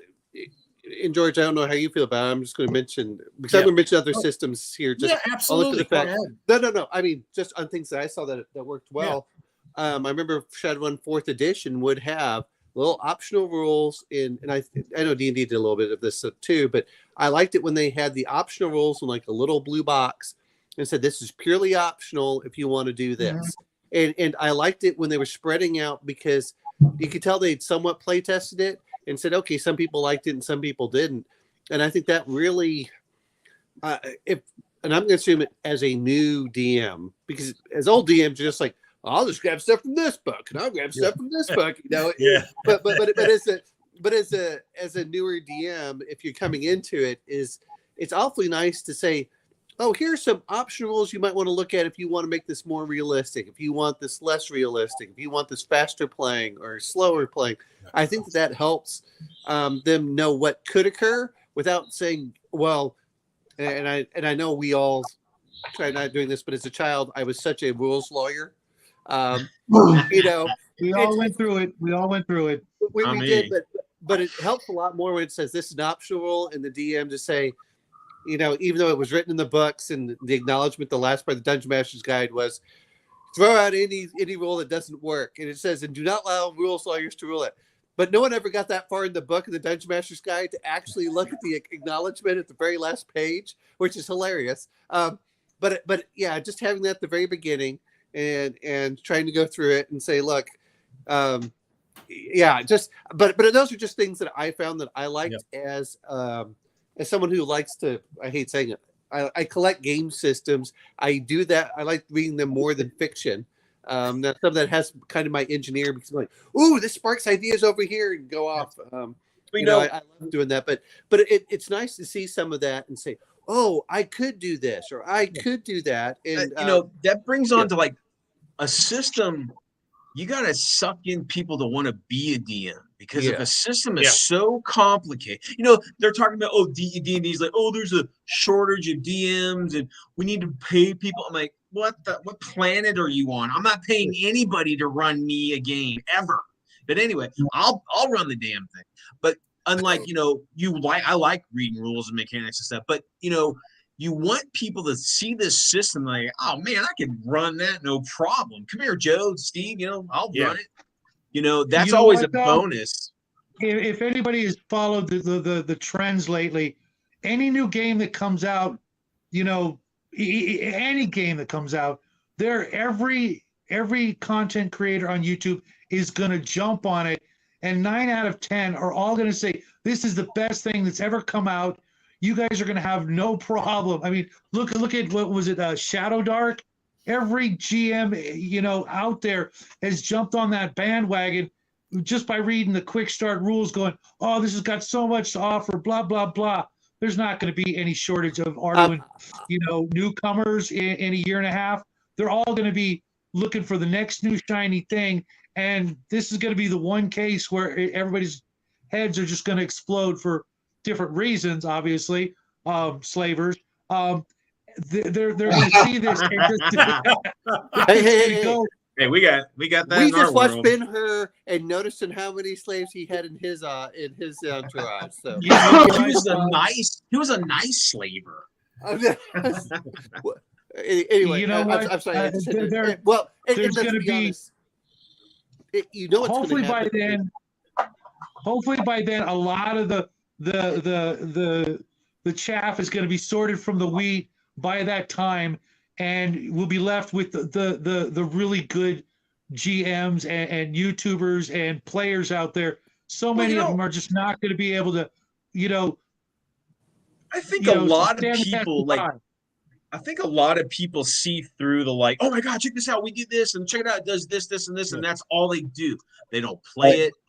They don't, they're like in my channel, we play everything. I don't do how-tos, and I play it, and you watch it. That's it. I'm a gamer. I like to play. I'm not going to sit there and like, oh yeah, this is wonderful because you gave me a book. Go check out Weird World War II. So my friend James in the chat right now, he that's what he wants. He wants results. He wants to see stuff getting done. He wants. And I'm not talking about hiring voice actors. Like I watched Modiphius. Like I'm a big Cthulhu guy, and I want to play their game. And I keep telling them, hey man, if you guys are going to play a game, let me know, and I'll get on. We'll do a live thing or whatever. They're hiring like voice actors to do these. I'm like, no, you need like gamers to go in there and play it, not hold on, Brian. Right, Brian. My son is actually hiring voice actors right now. So just for what he said. If you're not for a game, for a project he's working on. So if you've got a interesting voice, give us a shout out. Contact us through one of the various means. Instagram, YouTube, Facebook, Discord. If you've got an interesting, unique voice, hit us up. I didn't say dancing girls. You can hire as many dancing girls as you want, but not voice actors. So George, I'm going to ask you the question here. Sure. And I know that you're still in play testing. No. But I'm going to ask you about how long do you think it takes a player to create a character? Because believe it or not, that is my biggest factor, and I'm not trying to knock with. No, it's okay. We have that earlier too. Yeah, right now you can create a character within 30 minutes. Okay. Now, and again, that's from start to finish. That's rolling up your character, getting your class, getting your equipment, boom, boom, boom, everything 30 minutes. I'm saying a lot right now. We are developing. We have a huge section of a step-by-step guide on how to create a character.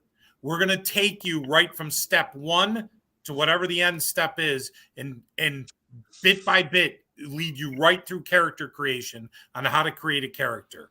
So there was nothing worse. There's nothing worse than the first gaming session of your party is creation, and then you go home because it took so damn long. Oh, you know, the first session was just creating everything, and you're like, what? Yeah, our goal with character creation is you should be able to sit down, a game master sit down with his 4 to 6 players, and they should all at the same time be able to write with the player's handbook, run right through character creation, and within, let's call it an hour because people talk, within an hour you should have your characters, ready to go, like fully up to down. You know, we're going to have things like packages for characters that you can buy, for equipment, so it'll already be preset. There's going to be a ton of them for each class, each race, so that you can just pick, boom, spend and do it. So yes, our goal is to keep character creation, again, reasonable. And what I mean is not so simple, because if you're making a 5-minute character, your attention span and likelihood to like it is going to be 5 minutes. So you need a character that you have some vested in, that's cool, and it's like, oh, this is a neat character. Right. Put some thought. So to me, 30 minutes right now is about the average we're finding. Internally with our team, we can do it in about 30 minutes. Now, granted, yes, we're creating it, but to me, that tells me probably 30 minutes to 45 minutes at the most. But I'll tell you what, compared to what I see elsewhere, where you're taking an hour, 2 hours, 3 hours, 4 hours, depending on the it's what? But that's just you want to keep it, again, the goal is 30 minutes if possible, but again, people are going to take time. I don't know what the experience you guys have, but usually I remember it's taken about an hour or so, maybe a little more generally, to make a D&D character. I'm not talking new system. So you can order a pizza, and by the time it gets there, you're ready to play and eat. Well, so I mean, like for basic, I'm just going to use that's the BX. That takes about 10 or 15 minutes. Usually the longest part is actually getting your equipment. And the fact that you have packages is really helpful. I'm going to mention the other ones because I know that I was talking to Shadow about Exalted and things. And he's like 4 to 6 hours. And see, the problem that I have with that is people have to be really invested and love the game in the first place to even look at doing that. And the other part that comes down to it is if you have a very dangerous system, like you said, is to me, the more dangerous systems should have very, very quick character creations, and those that are not as dangerous should, or where combat's much less common, then it's okay to have the longer stuff. But that's why we're just teasing Bo, because GURPS takes forever to create their character. Yeah, I made templates that made everything so easy. All you do is pick the advantages and disadvantages and skills, and you were done. Yeah, just come to the game with a pre-made, okay? You're going to basically do this with our game, and again, there's a ton of pages we have. That's because we explain everything, and it's because you have 25 races and 20 races. 25 races, like that's not analysis paralysis. 25 races. Yeah. I'm all about more options. Yeah, it gives you more options. We even have centaurs. There's 3 centaurs you can choose from. Oh my God, Amazon. Yeah, well, it would take you 3 days to pick what race you wanted. Yeah. And there's only one race. It's called human, and you're not allowed anything else. No, but it's not actually. There's the centaur race, and there'll be certain reasons why you want to play a human too. So we're giving the human certain things where you just don't skip the human because I want to go for the Saurig, which is the lizard man in ours, and we have 2 of those, desert and swamp. You're going to want the Deodant, who has a time slip ability, this and that. But there are detriments to that.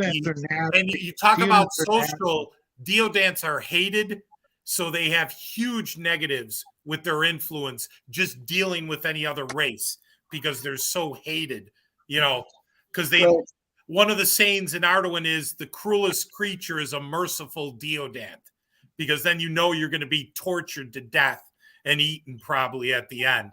So Yep, there's our good old Deodanth with an elven head. There's a whole history to Deodants in Arduin. No, I mean, what I'm saying is the character creation, you're going to pick a race. You're going to roll up your stats. You're going to pick your class. You're going to see if you want a special ability, which is optional. But if you roll it, you're stuck with what you get, because some of those are negatives. You know, you have some good things, some bad things, some mixtures. And then you pick your equipment, and you're solidifying all your numbers on the character sheets with this. And the character sheet is a front and back. There's some complexity, but it's not complex. It's the 6 stats. It's your bonus on a D20, +1, +2. It's, your saves, which there's only a few saves. There's not 20. There's not 10. We've boiled them down to 2 right now. Like I said, again, it's hard to say because you're not seeing the whole total package, and I'm sorry about that, but we're very conscious that we don't want something where you're spending 2 hours making a character, and then in the first game session you get critted twice, and your character's head gets popped off, and it's like, wow, I get it, I get it. So we're again trying to balance that so it's not like that. We want you to be able to make a character that's interesting. So it needs a little more time than, like I said, 5 minutes. Because then if you're just making okay, he's got a sword, he's a fighter, Exactly. he's got hit points. But, So George, this is what I'm joking about, is when I hear that, all I hear is RuneQuest flying through my head of it takes forever to create a character, and then you're like, 1 combat, you're dead. You're like, oh, come on. Yeah. I'm just trying to compare it to other systems. But I agree with you. You know what? I appreciate this feedback, because this is the first real live feedback from people outside, where I'm just giving you little pieces, not the whole totality of how we're doing it. Like I said, I can't even get into experience and how we're doing that, but it's going to be a GM's best friend, because they're not going to have to deal with all these numbers and all this crap. Let me ask you a question. Let me ask you a question. The problem that I've always had with class-based, level-based systems is that it's hard to make my first level fighter different than your first level fighter. Okay. So, and assuming you're playing the same class, how do you make your characters different? Okay. Mechanically. Okay. And there'll be 3 factors into that. The race you choose makes you different. A dwarf fighter will be different from a human fighter. The other aspect that'll make it different is, right now with the warrior, we call them, right now there's 4 base classes we have, and there's many more in development. We have warrior, thief, priest, and mage are the 4 archetype classes. Food from groups, there. the 4 food groups. Yeah, the 4 main, and then it goes from there. It expands out. You have different options within the warrior to make it different from another warrior. What's the particular weapon that you're going to specialize? Is it going to be the battle axe? Is it going to be a sword? Is it going to be a bow? Am I going to be heavy armor? Am I going to go more to the heavy armor than the light armor? Am I going to, and again, I'm not trying to give away everything we're in development, but you have about 10 options with the warrior, which you can spend on to be really good with this, or to have this ability or that ability. So depending on which way you want to go with the warrior, you can be different from another warrior. Are they going to be similar? Yes.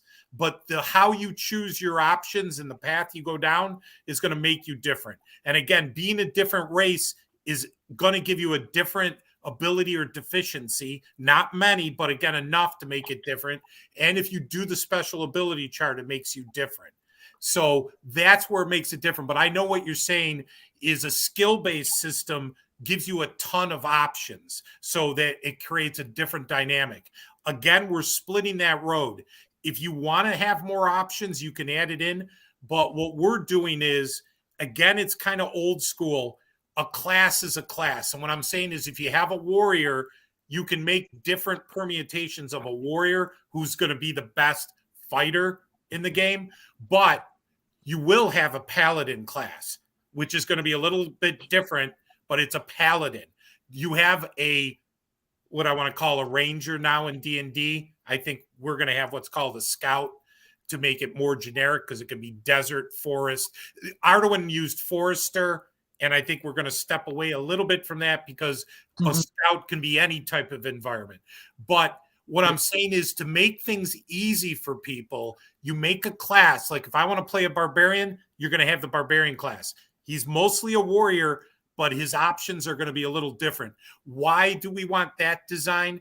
I don't want to go down the design of a path or a subclass. I know D&D does this and some other thing, because then it becomes complicated. Like if you have a barbarian path on the warrior, if you choose this, it changes this.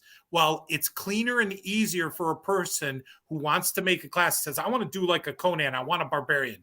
Okay, you choose your race, you go to the class details out everything. Even if it repeats some of the warrior, it's right there in front of you. It's clean and easy. So we're using classes almost like as a package or skill option. You want to play something a little different. You want to play a scout who's more a bow-based ranger type, choose that. If you want just a standard warrior who wants to know mounted combat, wants to know how to parry better than others, you can do that. If I want to play a samurai, choose the samurai, who's going to be very similar to a warrior, but is going to have a couple different things. Like he may have some martial arts abilities because he has hand-to-hand ability.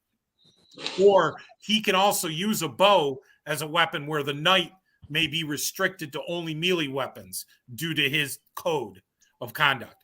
So we're going to use classes as a way to denote those skill choices or paths that other system. That's why we're looking at 20 classes. But they'll be different enough that they give you that flavor. I hope that answers your question. But I agree with you. I know exactly what you're saying. Is it Dave? I'm sorry. You asked the question. Dales? Bo's the one right above you. I'm sorry. Okay. Right. Yeah. Does that answer it? I don't have the names up for some reason. Path. I have to figure out how to bring back the names. I kind of screwed up on that. Sorry, guys. His only says his nickname now.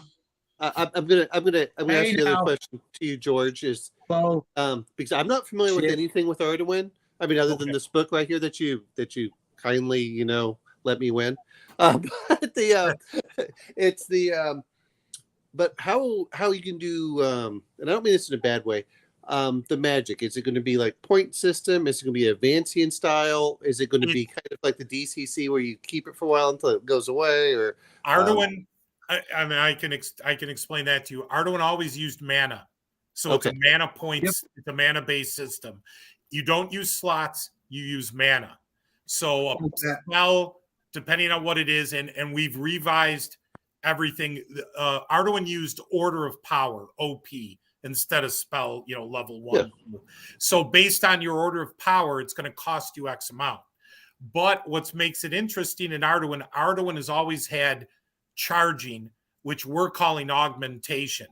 Basically, based on a character's ability and class and what option they choose, they can manipulate a spell. And what that means is, okay, I have a fireball. The fireball costs me 3 mana points.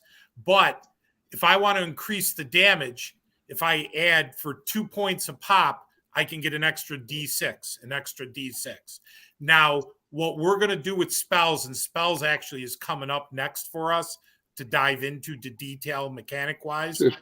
We're looking at you can only, based on the spell, you can only augment certain things. Like I can augment the range on this one. I can augment the area of effect, the damage. Certain spells, we're not going to allow you to go crazy. There will be limitations because you won't augment it. So magic will be, I got a pool of mana points. I can spend it for my spells, and I can augment those spells. So if I want to create food, and if I need to create food for 2 people, I'm just throwing this out there, I can do that with the base spell. But if I need a feast for 20 people, I can sink a ton of points. It'll burn my mana, but I can create a feast of food for 20 people. So I'm going to ask you a couple of questions here. So I guess each spell will have a little code next to it showing what things you can augment to it.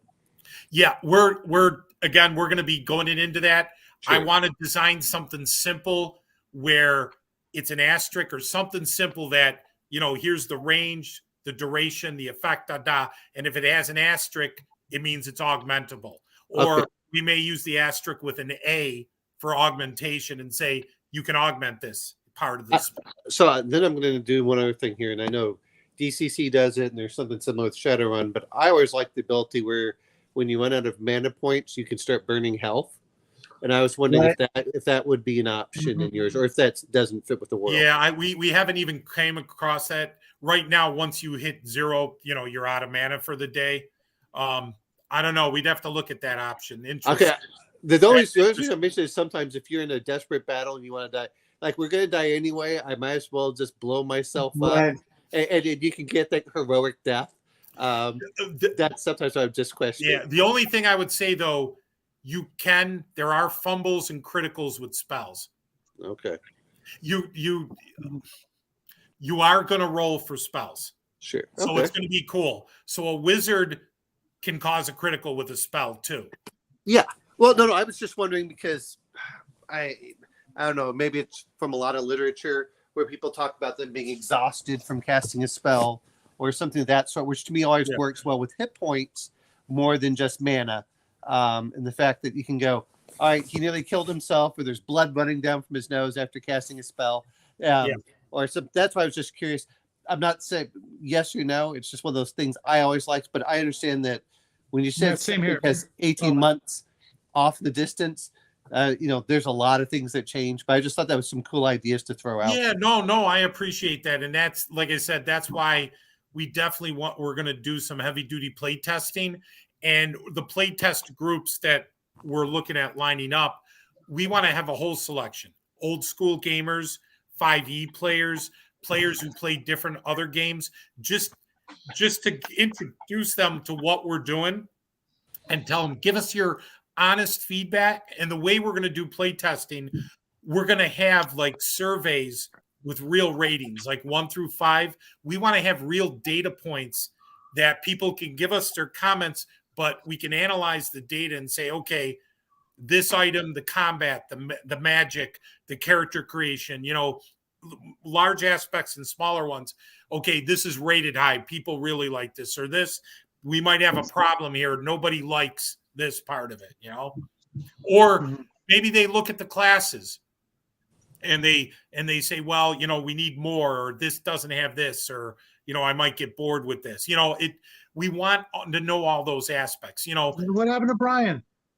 I don't know. He just disappeared. That's all I can say. So, okay, that was Brian. I'm going to put who's next? Yeah, I'm going to put So me? Yeah. Okay, so Open Elves. Bo's up top. Brian was from Weird WW2. I got to find out how to put the names back in there. Normally everybody's name is there. Brian. I'll tell you this much is Shadow. If you, I don't know how much time, because I know you got Nathan, but if you could bring RPG Grandma in, because she was really familiar with Arduin. You'd have tons of questions about that. Bo, I'm going to stay a little bit late tonight. Your question about the skills and stuff. Yeah, I would like to learn more about the system as it comes out, and compare and contrast and see how it's going on. That's the problem with a lot of games, is it just kind of bores me when every fighter is, or every, when there's not enough classes to go around, and the characters end up being cookie cutter. Yeah. Right. You can say you can make that, the players can make the characters different, but I don't want just a reskinned character. I want a unique character. Correct. And niche protection is a way I like phrasing it, which we discussed.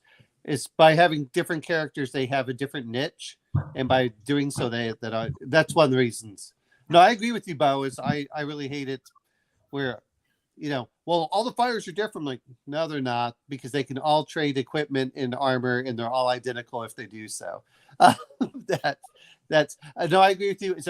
I know I have a different perspective towards character classes, but but only for the reason that I actually like the opposite of, which is I like a basic 4-character class, and then once you hit a certain level, then you can start picking. Okay, you're a fighter up until this level, and then by 4th or 5th level, now you start picking what you said subclass, but or I will call it branching or Path. which is very. But I understand where everyone comes from it, and let's be honest. There's a reason there are hundreds of RPGs out there because everyone wants something slightly different. It's just, I could do it. So I'm not, but I know the ways that I sometimes feel about stuff. One of the big things is, boy, if you can make it, sometimes with spells, and I don't mean it, the 5e to me has gotten to the point where it's removed a lot of the imagination and originality for it, because 5e really does feel like a war game in many ways. We start dealing with spells, whereas the first edition was kind of like, oh, you cast this one spell, and like, well, this could go all over the place. Worse than a war game, it's a video game. I don't want to call it video game because it's become World of Warcraft played on a tabletop. It was always that way, though, is the way I really feel about it. It was always with the rules, but what I mean with first edition is a lot of stuff had a lot of nuance and variation in there. Yeah, and I that's one of the things I liked about it. It's like, you can use this spell for this. And I know the Dungeon Master's Guide for the first edition did that. It's like, oh, if they do this in a unique and original way, this is what it can do. And that's sometimes where I feel that 5e is really falling down for itself. And that's a real good niche to go into. Like you said, it's trying to find that balance with things, because trying to make, each character unique, it's difficult because you go down that path that, well, to make them unique, let's add more, variants, more abilities. And then before you know it, you're adding more and more and more. And that's where it's like, but I get it. People want to have a unique character. That's why we're introducing so many races. It's like, so you could have a different race. You're going to feel different. For spellcasters, the reason why they will roll and they can crit and fumble is that it makes it feel different from a fighter. You have your own ability with a spell to do something, or you can augment spells, so you can change it up the way you want to. And we're going to have a ton of spells. We have a ridiculous amount of spells we have to go through, and we're going to consolidate some because some are repetitive that you don't need. But we want to give that variation where you can have, a lot of different things. And like you were talking about with augmentation, man, by doing augmentation, you don't have to add more spells. And a lot of areas, it's because you're like, oh, I can do a little variation on this one. And so it's not like, oh, if just using examples, you have improved, and then you have basic fireball, and then improved fireball, and then just like, what? Instead, you can say, I'll augment by using more mana points to increase that, and you're like, oh, that makes it so much easier to do that. And that to me. That helps a lot, because then you can kind of get the feeling of the glass cannon versus the, okay, I'll cast the one big spell at the end. Well, that's great, but correct. You're kind of useless before then.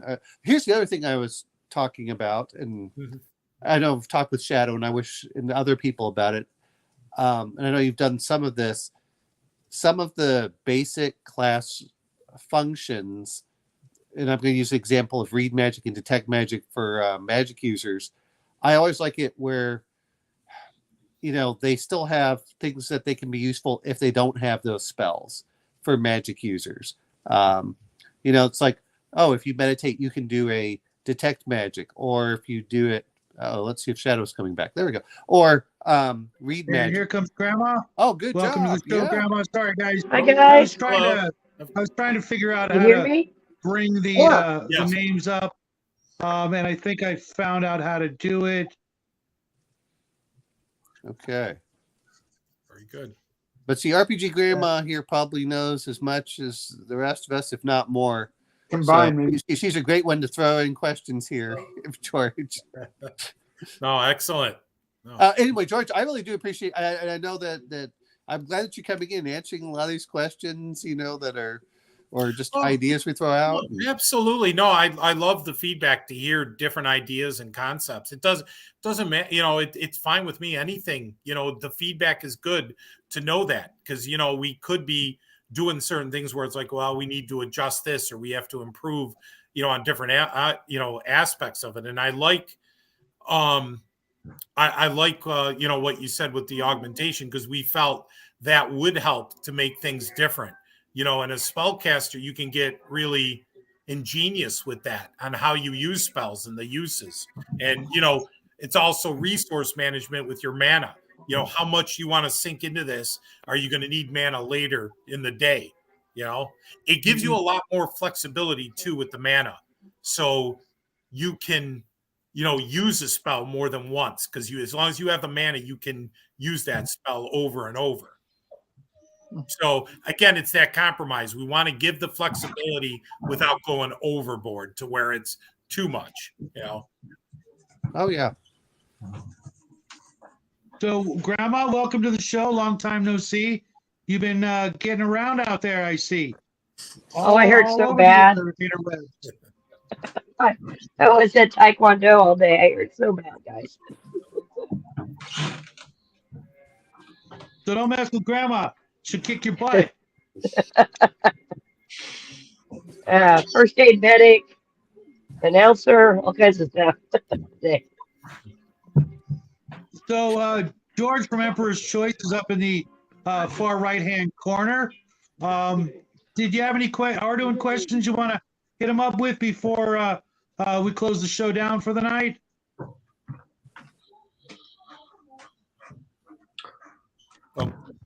Uh-oh. Grandma, Still there? Or did we... you're frozen. Oh, No. Okay, there. there we go. There you go. Did you hear us, Grandma? Yeah, I've got you're all coming in at different speeds, if that makes sense.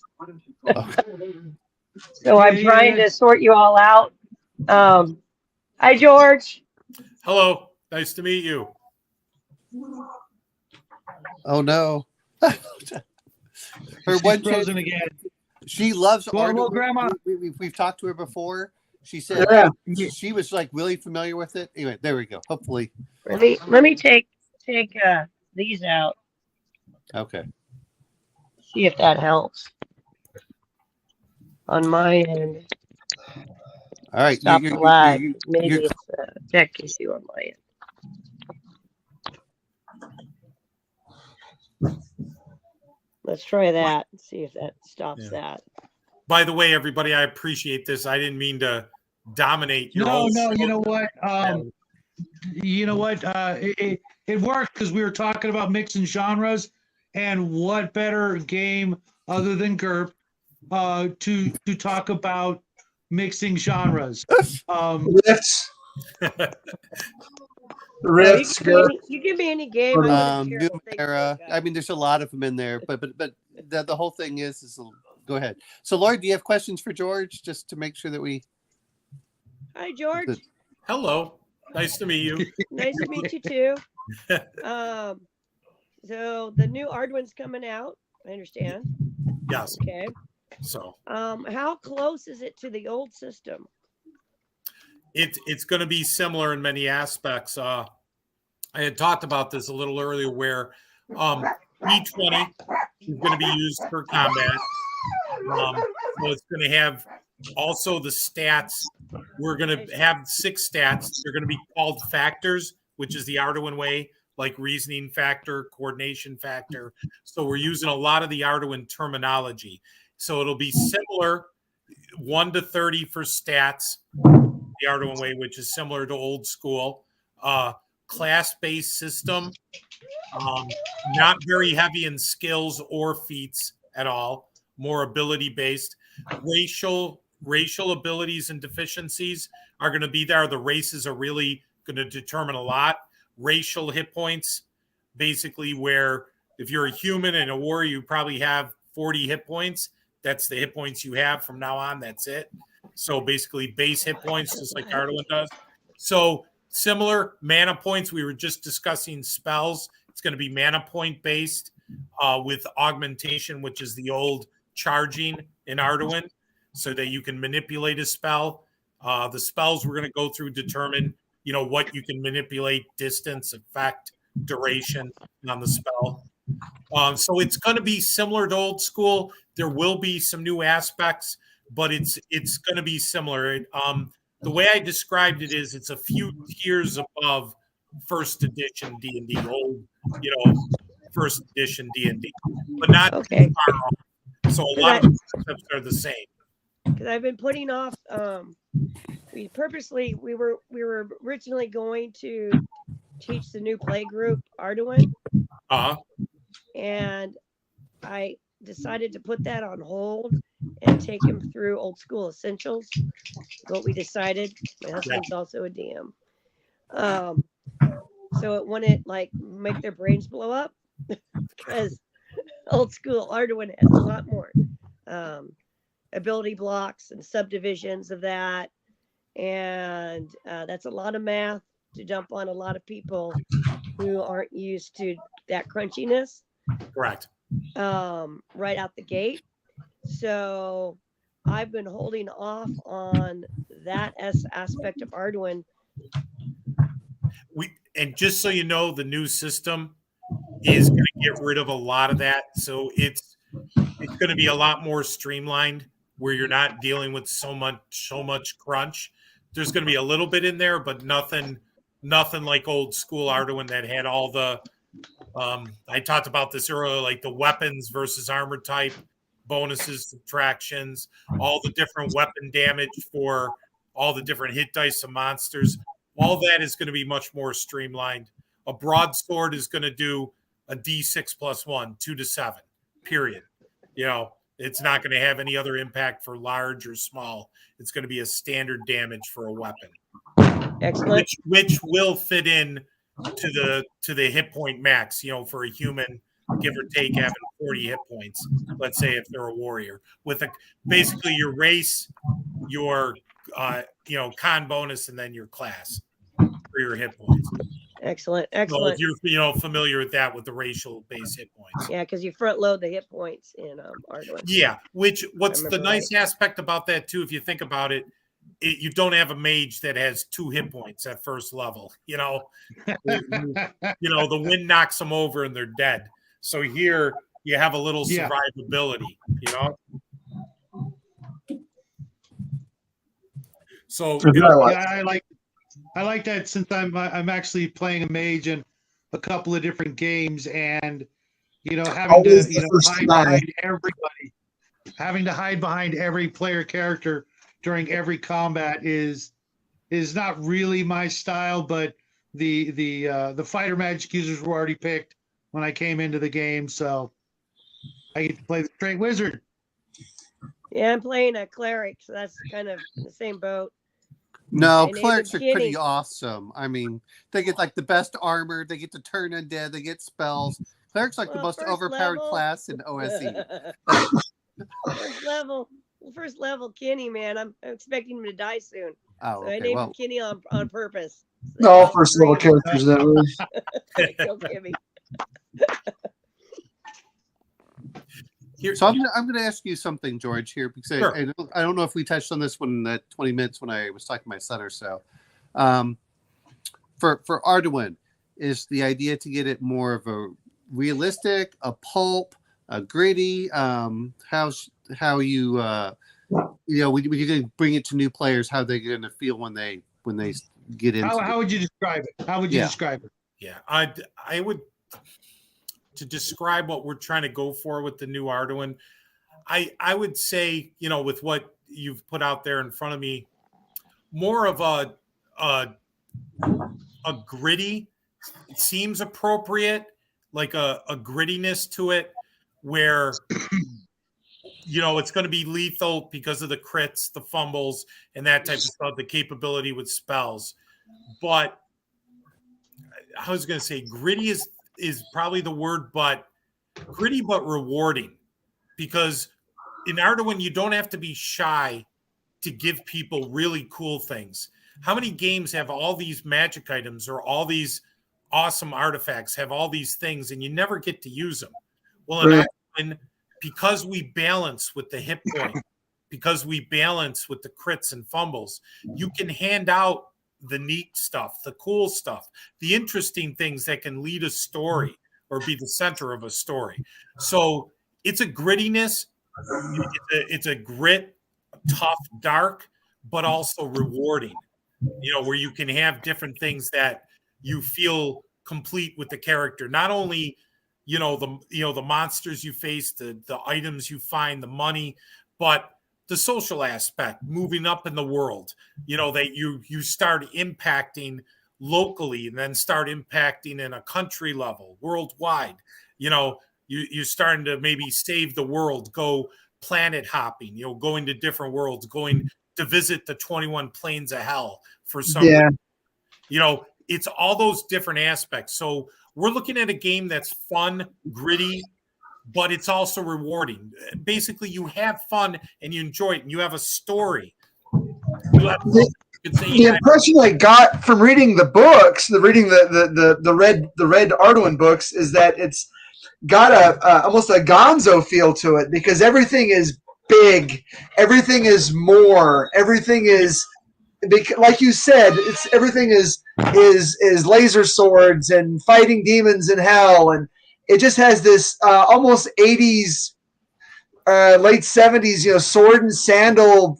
Everything is just in your face and huge. So it doesn't matter how gritty it is or realistic it is in terms of the fumbles and the death and the dying. It just has that. I would describe it as almost, like I said, big and almost Gonzo. Yeah, it does have that. I know the term Gonzo is used where it seems bigger in the aspects. And I think part of that is maybe the grittiness. What I could say is it is Gonzo. It feels like it's bigger than life, like your actions, the things you do have a bigger scope to it.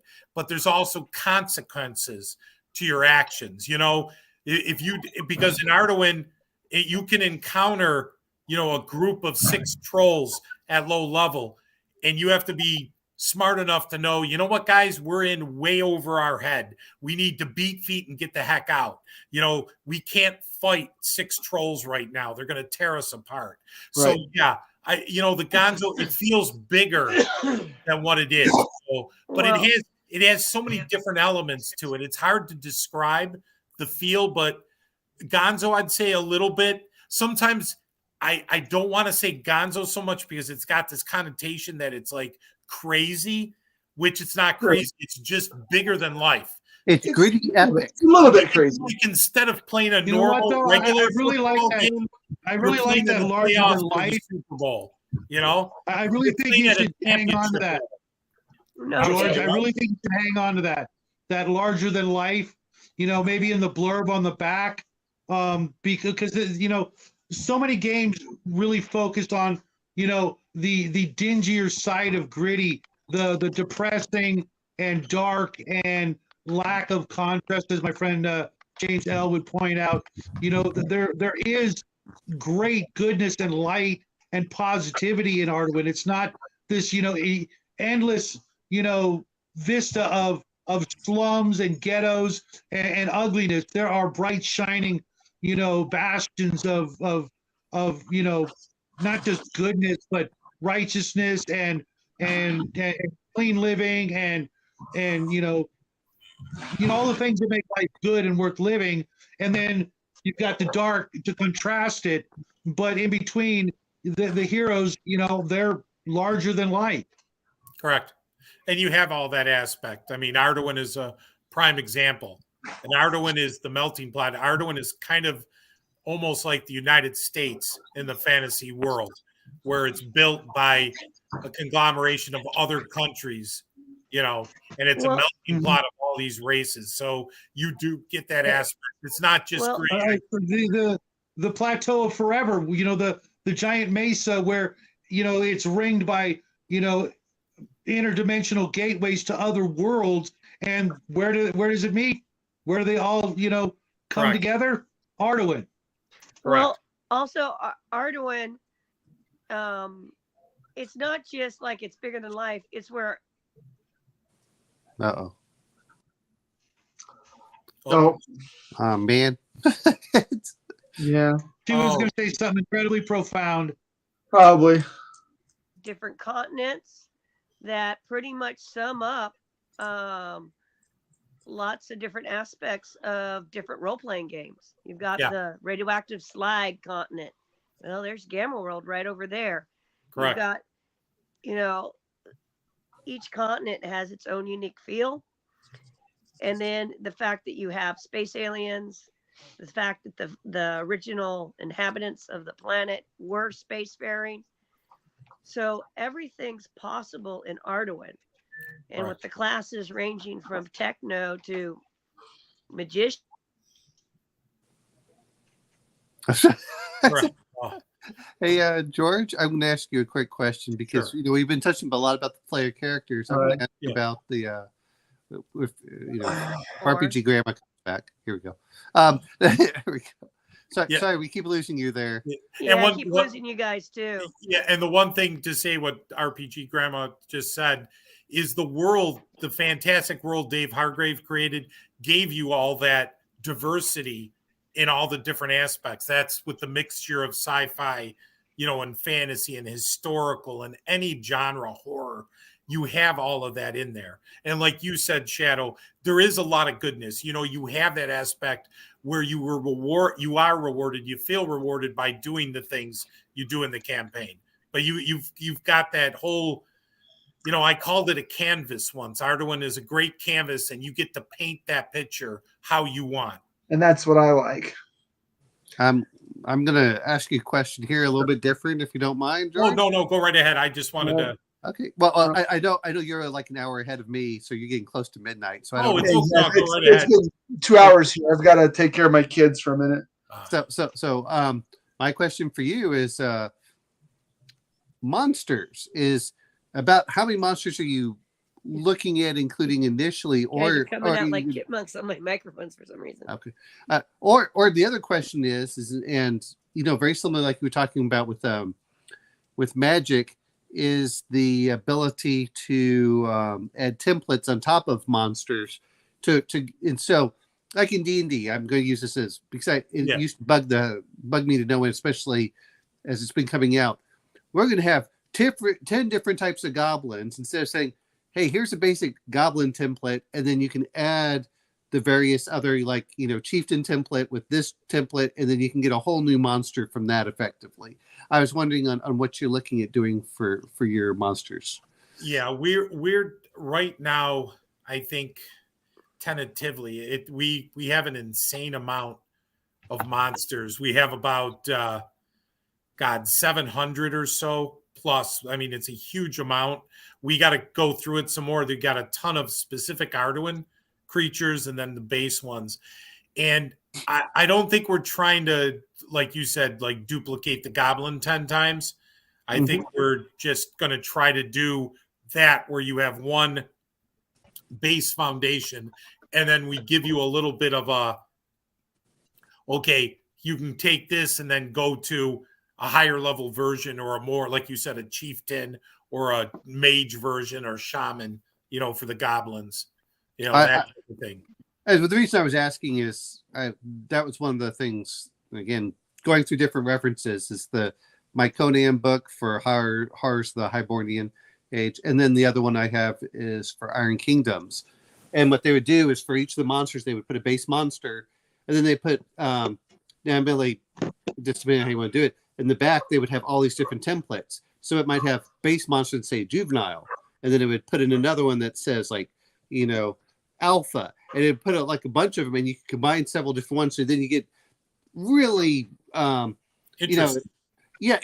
Well, not only that, it makes very interesting is anyone that, which I love, the Isle of Dread was the drunken ankylosaur. You know, stuff like this is where you can add these weird templates in there, and you go, oh, okay, this makes it kind of fun, you know, and unique without the dungeon master really having to sit down, especially what you said, if you're doing a completely different experience point system, instead of sitting there and saying, okay, let me recalculate what the monster's XP is. That makes a huge difference. It allows the DM to really go off the wall. You know, it's like, we're going to put drunken in here, and this is what it does. And then we're going to put this stage over here, you know, things like that. And that's what just, if you're going to look at monsters for that, you can really add it. And so also you get from like a couple of hundred monsters to effectively thousands of different types of monsters.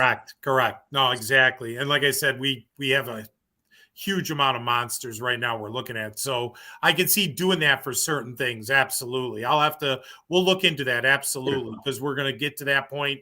Like I said, we're diving into each section as we go, and we're just developing the foundation first, and then we're getting into spells, and then actually monsters will be one of the last things we do, because we need everything else for the system in place to be able to develop the monsters right. So no, that's a good idea. I like that. We'll definitely have to take a look at that. Thank you. Absolutely. My good friend James just entered the chat. Welcome, James. Long time no see. How you doing there? All bright and shiny. Did you have a couple of questions for our good friend George here while you're in here?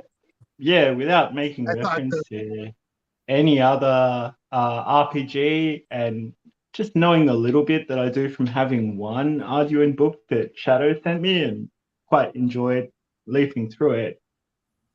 What are the likelihoods of you including like maybe a page of tables for a solo gamer for like wandering monsters or tower defense kind of situation, or maybe even simplified stats for henchmen that act like extra hit points or extra abilities that wear down, so you can play like some skirmish miniature games in that world? Because that's really my wheelhouse, is like skirmish games and board games. But I am sort of starting to get into RPGs, and the ones that feel most complete to me are the ones that can kind of be bridged to like little war games, if that makes sense. Correct. No, I know exactly what you're saying. It's interesting that you bring that up, because like I said, our company started as a miniature company, and we've done a lot with miniature wargaming. We've looked at different things. We did a lot with World War II. We did a whole game that we still have to bring out. And that is an interesting aspect. We have talked about that. It's interesting you bring that up, because that may be something that we can fit in. It depends how much we can fit into the core books, but I can see us eventually doing something like that, because we were, believe it or not, partially in a developmental stage of doing some miniature war game rules similar to that, a fantasy based like miniature war game rules. So I could see us doing some of that. I'd have to see what the design team thinks of what we can do to have some simplified rules.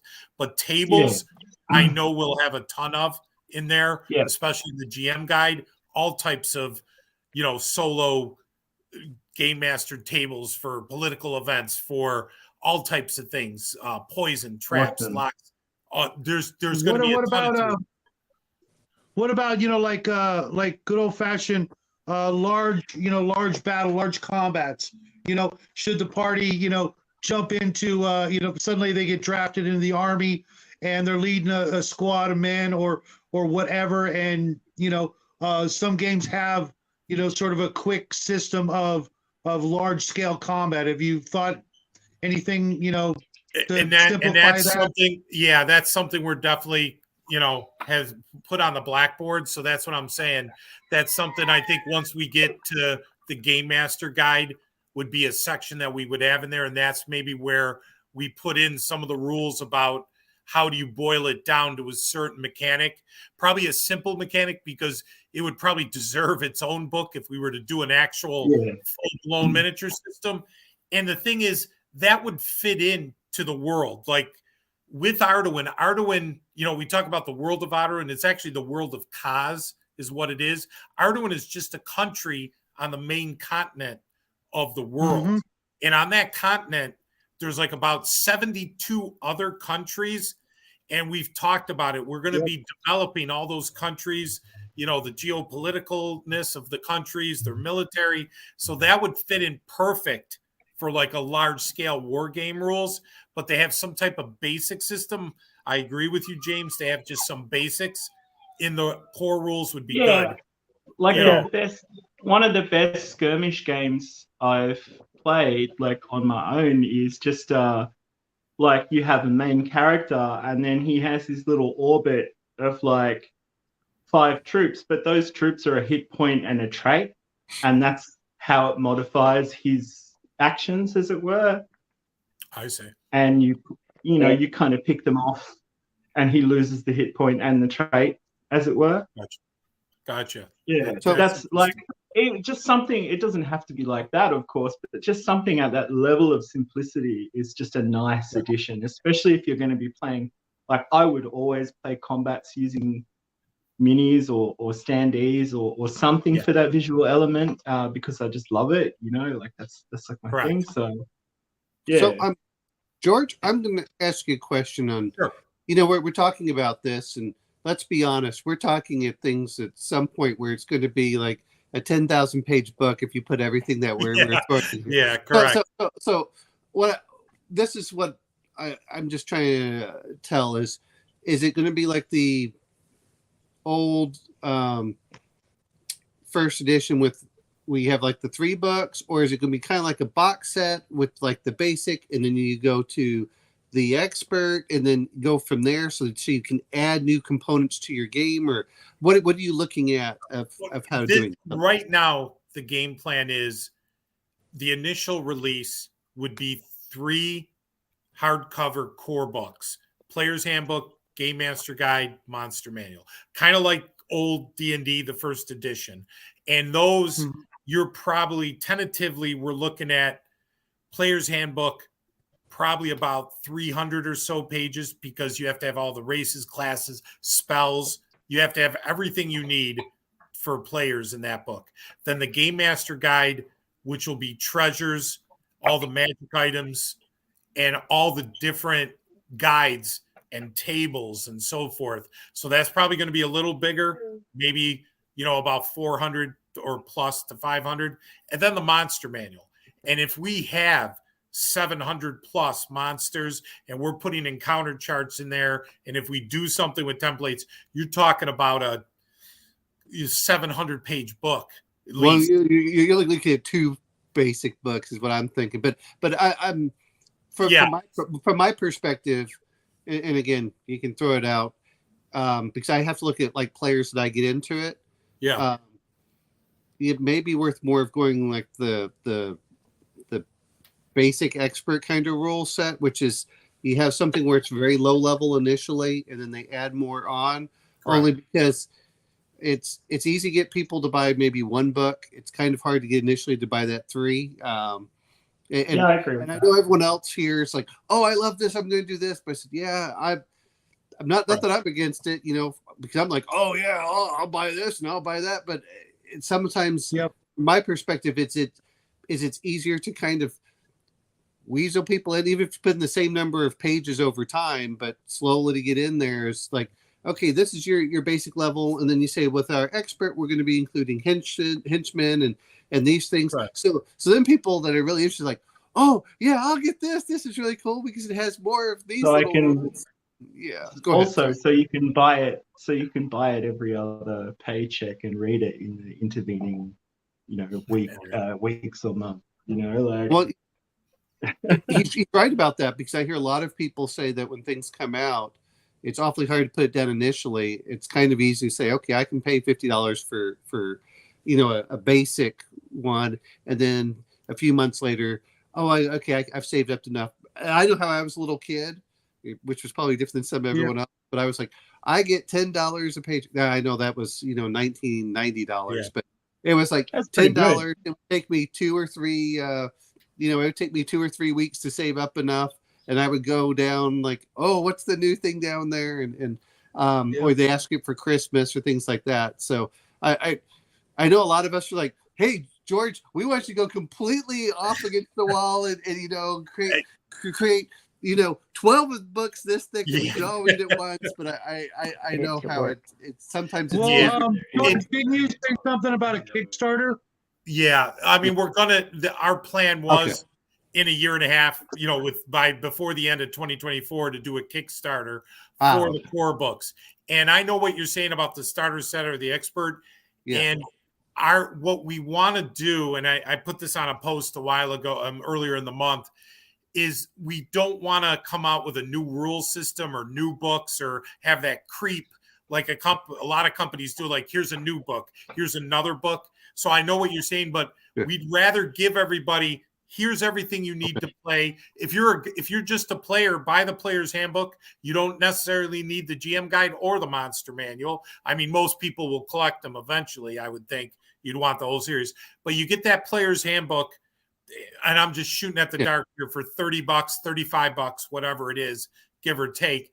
And you can play. You got the core necessity to be a player, but it gives you everything in that you don't need anything else. I think we talked about, we might have one more core book optional that's going to be like an unearthed arcana, basically all the rest of the races, classes, other things that we couldn't fit in that we want to expand upon and give you more information.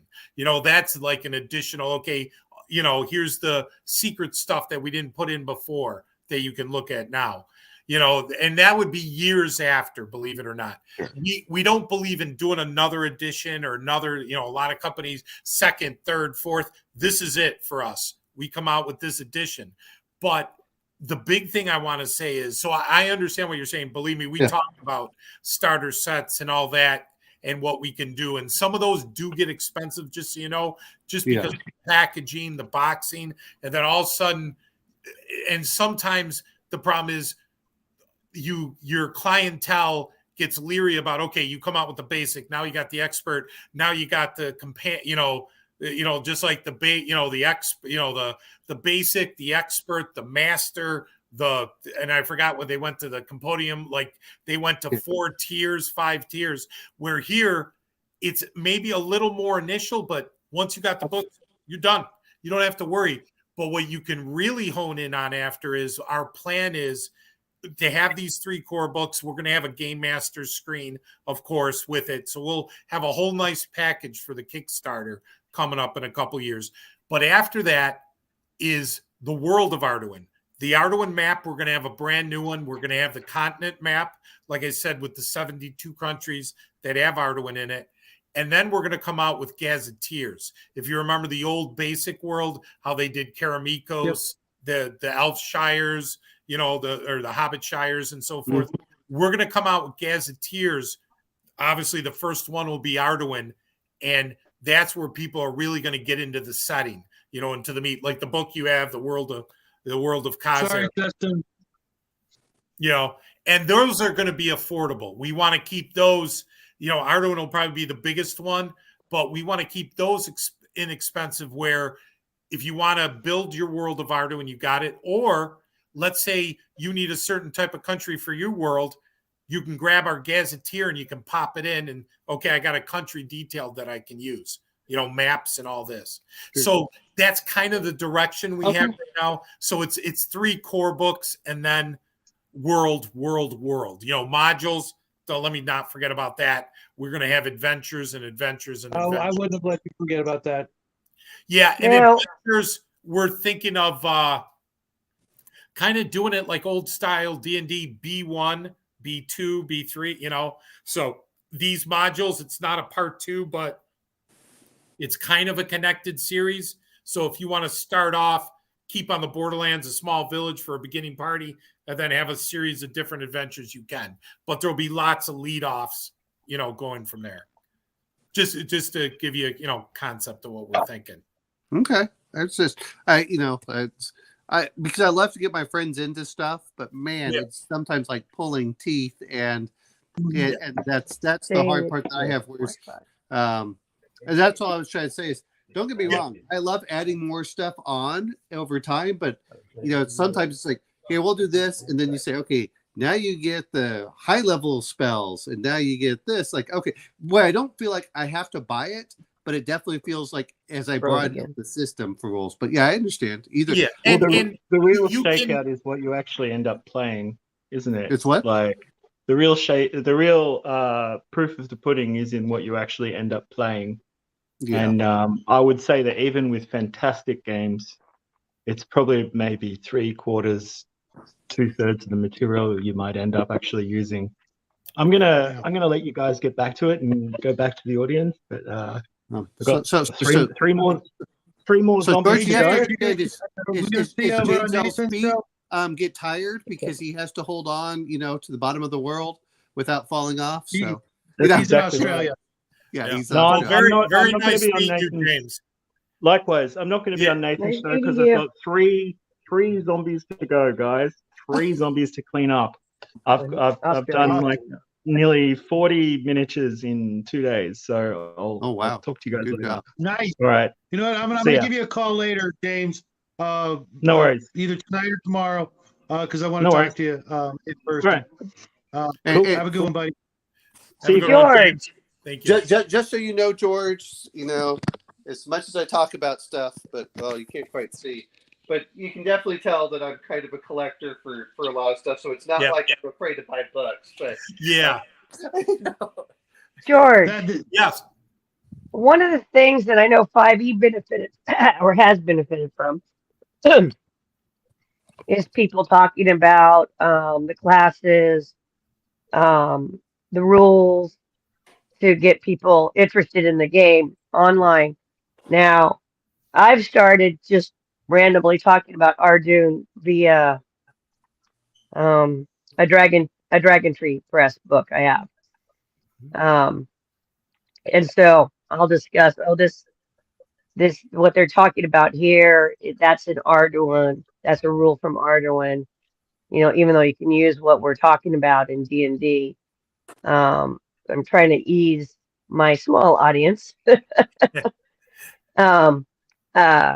into being curious about Arduin. I think that might be one way to help. I mean, I know how I got 5e. I had no Oh, I think it cut off. RPG grandma. Again, yeah. She'll be back. Yeah. But then later on, as I'm cruising YouTube, there's like all this stuff on 5e, and I realized, oh, it's been like multiplying that way as well. So anyway, I'm trying No, my little corner. we really appreciate that. Oh my God. We really, really appreciate that a lot. And we plan to, and that's the thing, it's the cart before the horse. We have Arduin right now, but they're truly right now just a supplement to D&D. The way the books are, you take, Yes. like you said, I can understand why you're using the old school essentials because it's a comprehensive system, and then you can add elements of Arduin right into it. You can put those in. We need to have the engine. Yeah, and I can retrofit Much effort. D&D or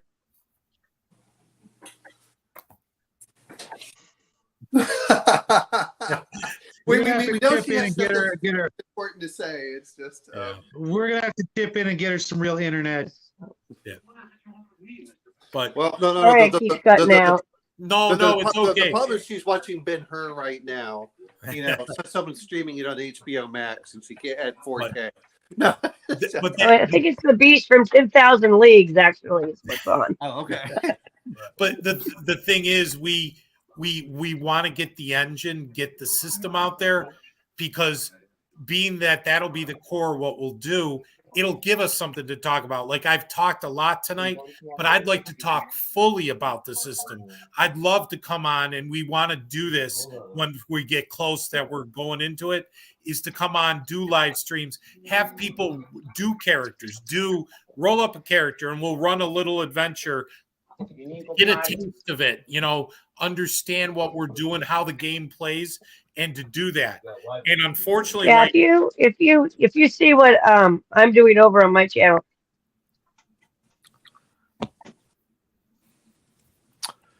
I'm just thinking this way, Shadow. Since we're talking about this, you can have George back, right? So we can create characters and stuff. D&D Psionics, of Oh, course. you know it. And I'm going step by step. And Gilligan is our experimental poor psionics guy that we're doing terrible things to. He gets converted each edition. So we've just gotten the second edition for. Well, we will all jump over to your channel ASAP, Grandma. If you guys aren't already subscribed to RPG Grandma, What are you doing with your life? Get over there. I like doing stuff Subscribe, give like a bunch that. of thumbs up. No, we will definitely have to. I'll have to subscribe. I do the Emperor's Choice. I do have a YouTube thing. I just haven't developed it because it's one more thing we can't dive into right now. But I'll subscribe to you, RPG Grandma, definitely. And as things develop, we'll talk more. And I'll talk to you guys because I've told Shadow once we get into the play test material, I'll get a packet. If you guys are interested. And get you involved with the play testing. So then you can see the whole thing. You can really see everything and then give us the feedback, see what you think of everything. So yeah, no, I'm absolutely, and I appreciate it. I appreciate it much talking us up. It just, we're in the middle situation. And I said this earlier in the live stream. It's tough because right now there's companies that, and a bonus to them, I don't begrudge anyone. I think it's awesome to see what some of these Kickstarters for role play game, Shadow Dark, Teslantia. I know there's Mythcraft with their Saga, I think, system. They're all hitting, $1 million, hundreds of thousands of dollars. Even Goodman Games, they did a tome of creatures that just. Oh yeah, I wanted it so bad. I just backed that, to be fair. Oh, did you? Yeah. So a lot of these companies are doing well with the timing. I think with the trend with D&D right now, with some of the backlash, just the environment in the gaming industry, it's a nice time to be hitting with a system or something new right now because I think people are looking to jump to something. Unfortunately, well, I'm trying to make the mechanics of games not scary. Like, you can do this. I figured this stuff out. I was like 10 and 9. We were a bunch of kids, and we didn't have any adults to walk us through it. Cousin had the little pamphlets, and then eventually we ended up with, either the basic kits or the books. Correct. And we just kept adding to what we were doing. I'm sorry, we just have no, but she's right. Yeah, no, she's I know. Right. Well, that was me. I looked at, and I'm going back and reading the advanced, and that's why, I was talking about stuff like the basics. scariest thing for fantasy role player games people. I don't know why, but it is. So I've been walking them through it. And just so you know, we're trying to keep the system, like I've said it a couple times tonight, where there's enough meat on the bones, but it's not overboard. We're trying to keep it where you have enough to take care of everything, but it's simple enough that you can play the game. You can play the game the way you want. You can let the players make decisions. You don't have to roll for everything. Or if you need to, they can roll. Like I mentioned earlier, if there's a puzzle or a trap, maybe they can figure it out just as a player. But if not, then you can use the roll. You have a system where you can roll for it, so you can take care of it. But again, it's trying to do that balance. And like I said, unfortunately, we're 15 months in, and it's going to take us probably another 15 months. And we can't rush it. Don't. Right. The worst thing we can do is knee jerk it out there. And it's a whole, we have a whole plan, like I said, because it's not only Arduin, the rules, Arduin, Bloody Arduins, but it's the whole setting. It's the world of Arduin. Because not only do you need a setting or a rule system, I should say, that'll attract people. But if you don't have a world that people want to play in and use, you're going to lose your people eventually. So you need both. You need that rule system, and then you need that world, that flavor that puts it all together. And we think that's important. And again, it takes time. And the reason we're a year and a half, 2 years out is not only do we want to have the system, we want to have the new Arduin map, the continent map, modules ready to go, and already be into the writing of the world again. Have that like the first gazetteer ready to go. So the point is, you want a turnkey experience for the new GM. And I also want to mention one other thing, though, is not that I'm not saying this, but I assume that, are you looking at doing like novels or literature or stories for this? I don't know if that's. We have that on the blackboard too. Okay. Yes, we have that. Yeah, even if you did short stories, even if they were just published somewhere where people could go read them as a, get their taste buds going, get their curiosity perked. on the M Show site on our website, there's a guy. He has a YouTube channel and he reads lore. And what he did is he took the Arduin history and read it. It's like an 18, 20-minute video. And he reads the lore and he read the Arduin history, which was really cool. I forgot what it was. It was like lore something. We have the link on our website, but he did a good job. So I know what you're saying, RPG Grandma, and I agree with you guys. Having some short stories, novels, you know? I mean, I know just from the old Warhammer, just little one-page things in the book. Maybe like, I want to know more about this world, you know, just, but yeah, I understand. Part of me wants to, I want to see you guys keep on producing stuff for it. And I know it's kind of, it's like, but if you shoot everything at once, I'm like, okay, that's what worries me, that kind of thing. Yeah. Well, that's why the rules are just one piece. Where we're really gonna expand upon is the rules. We want to give you, here's the engine, to use. Here's the engine that'll drive everything, the monsters, the races, how to run the game as a game master. Then we want to concentrate on, here's the world, here's the adventures, here's the fun stuff, here's all the different worlds, the hells, all the countries, all the different environments. I mean, we want rules in there. We're going to put rules for underwater or for flying. Why are we doing that? So you can go maybe search out the land of Atlantis, which is sunken. It's one of the sunken continents in the world. You can go on adventures that are shipwrecks that we have in the game. So we want to add different.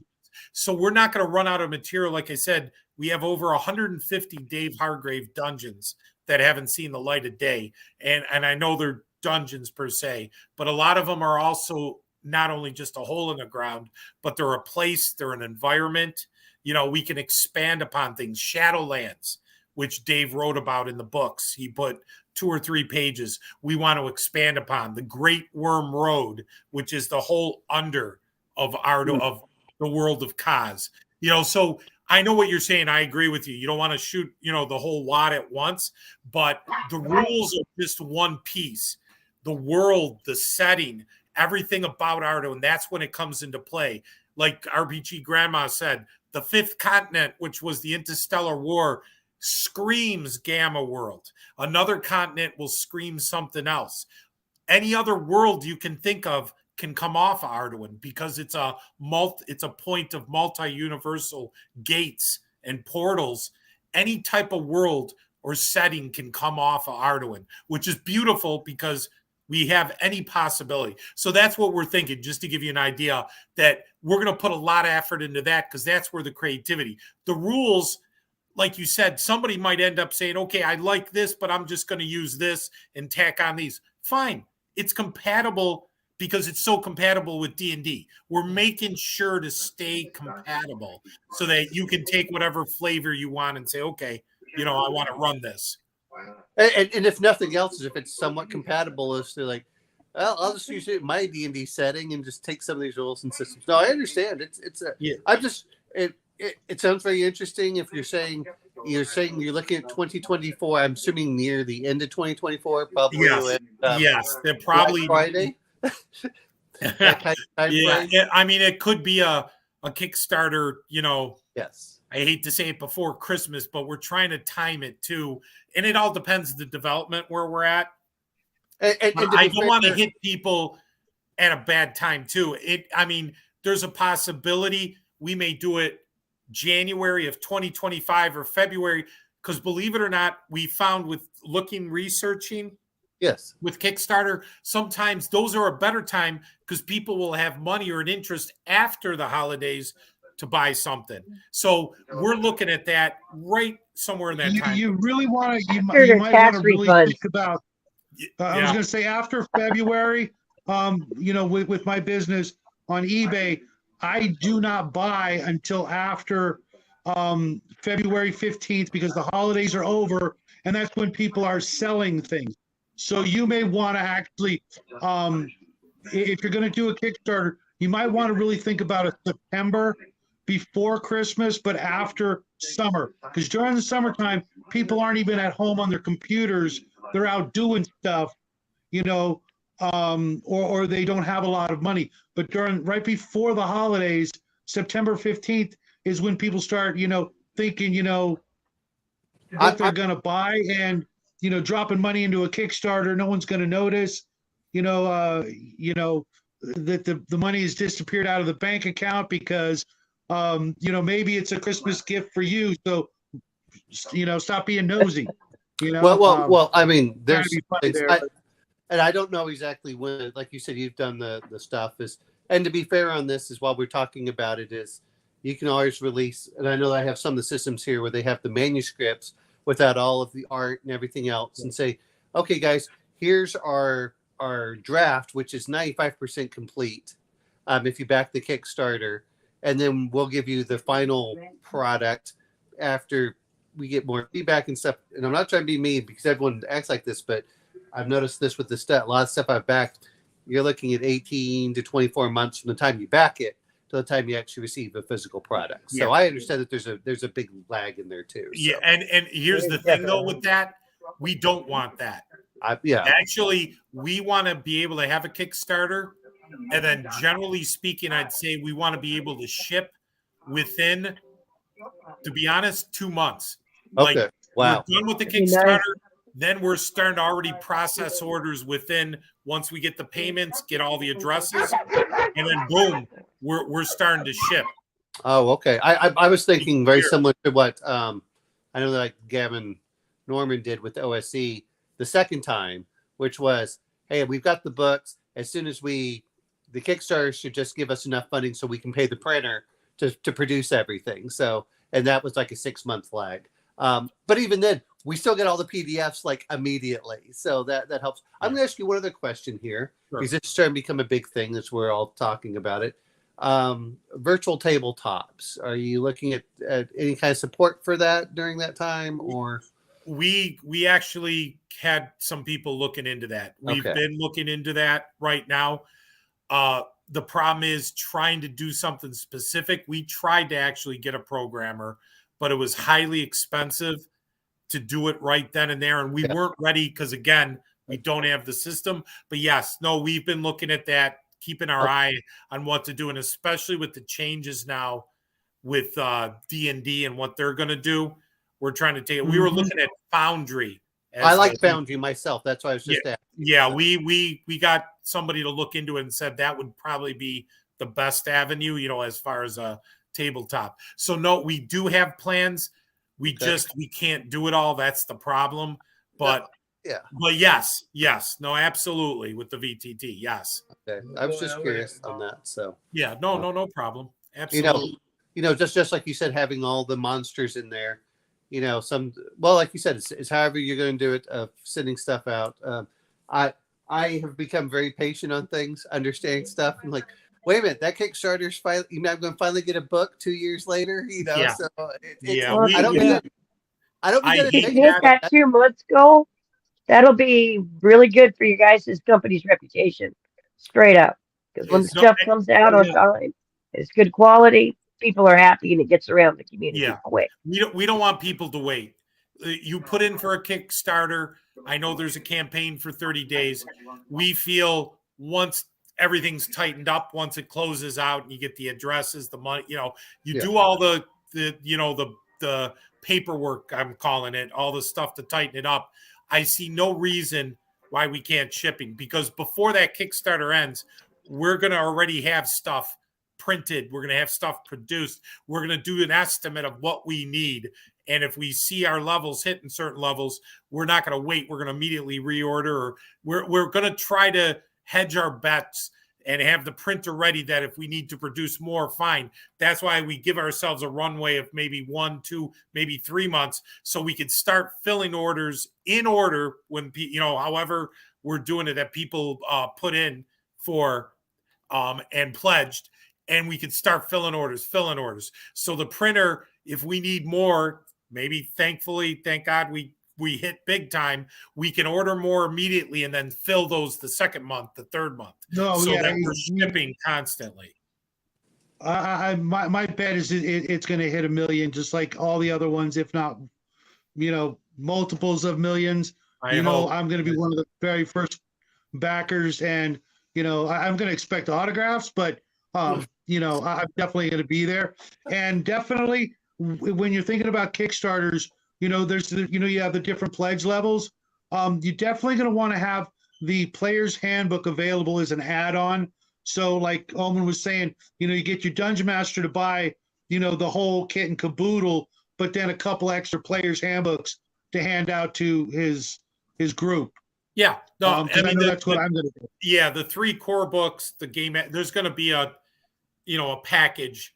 Here's everything, and then if you want to add-ons, if you want individual books, we can allow that. If you want an individual book, and then everything else we have will be available. Miniatures, any new miniatures, the maps, and we have some kind of ideas. We're going to try to give people a lot of value for what they're going to get. So we're trying to keep it reasonable too, because a lot of the Kickstarters, most new systems are 3 digits as far as books. Usually $100 or more is going to be for the books, but we don't want to go too up either.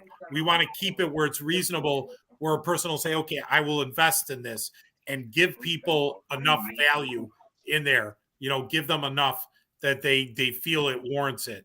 So it's walking that line and making sure we're hitting it right without going overboard, because people aren't going to. And don't shortchange yourself by making the Kickstarter too short, because I've seen that with a lot of Kickstarters. If it's at the wrong time, they're going to be like, I just can't do it. If it was like another week or two, if you can do like a 30-day kind of thing. We're going to, that's why the timing is going to be important. When we actually do the Kickstarter, like all of you said, I don't know if we can make it for September next year. I don't know if we'll be ready. No, I get that, but but the timing is correct.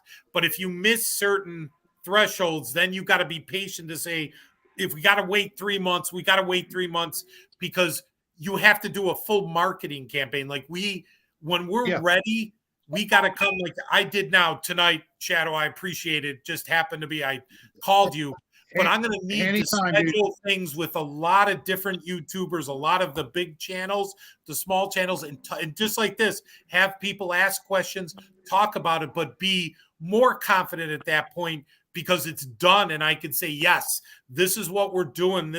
I can really concretely say, this is what we have. Here's a sample character. You'll see that the campaign's coming up in 2 months, or a month, we'll have the Kickstarter and really start pushing things, have stuff to show where I can say, here's a look at the map. Here's a look at the covers. Here's the artists we have. Oh, yes, that's Earl Otis, who's doing artwork with us, and really push it. So it's going to be a major thing for us, because we are sinking years of our lives. And I know Levi does good work too, because I got some of the stuff here. Combs. Oh. Yeah, it's thousands, literally not thousands, tens of thousands of dollars we're sinking into. I'm serious. Yeah, absolutely. No joke. The amount of artwork, the book layouts, the cost of the books, the cost to produce stuff, pay people to write, pay people for artwork. None of that's cheap. And it's pretty much, I will say this, Dave and myself, it's the business, but then it's Dave and me bankrolling everything we can. Dave's retired and he's spending his retirement money into this. And I haven't retired yet, but I'm spending, I'm not going on trips. I'm not taking vacations. And it's all going to this. We're not going to conventions this year because we're sinking all our effort into, we got to get this done, Well, so I told you, a lot of labor of love in this. I'll run a table at, whatever convention I can for you guys. I already told you, if there's one in California, at the time I'll get I'll get it set up and, do whatever I can to promote it. Wouldn't be the first game I've promoted at a convention, and I kind of know the routine, and I'm I'm going to be running a convention of my own in Texas probably in 2024. So maybe want to save a little time and come out and visit and hang out with Holman and Brian and all the other Texas gamers out there, because there's a lot of gamers in Texas that are, this is going to be right up their alley. That's perfect. No, like I said, I appreciate anything. It's right now we just have to keep our heads to the ground and keep grinding away and working. And that's why I haven't posted much. I did that one post March 1st, I think it was, at the beginning of the month. And it had been a year, just because there's a lot going on behind the scenes, just so much, even molds with miniatures, new miniatures. I mean, but the problem is, like I said, it's a lot of buildup. You're spending a ton of money and work and effort, and you're not seeing a reward because it's build up. It's build up to a point. So it's just, we just have to keep going. But I don't mind talking. I like talking about it because it's nice to get feedback from people outside of it that can, get a different perspective. So I appreciate all the comments everybody was saying, all the things, suggestions. Absolutely. And again, you've got an open seat here anytime. I apologize. I didn't mean to take over your show tonight.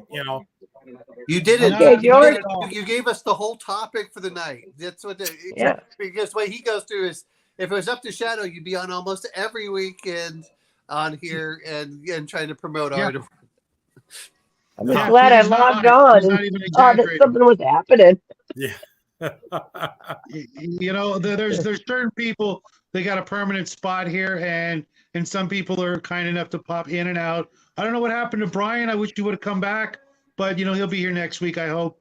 But George, anytime you want, you've got a spot here.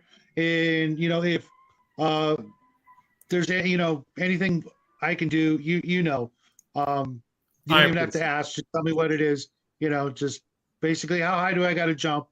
And Jackie and I will be there. He's even going to be working on a little bit of artwork. Some Frankie pictures, because he's a real bug guy. That's his thing. And who knows? Maybe he might like it. Throw it in there. We'll see. Absolutely. Or put it on another pale ale. Because everybody loved those stickers. And when we hit our big 1,000, you guys will still be plugging along, and I'll be picking up a bunch more books to give out for that occasion. I've already got a stack of other stuff. We're over halfway there. Good. No, whatever you need, let me know.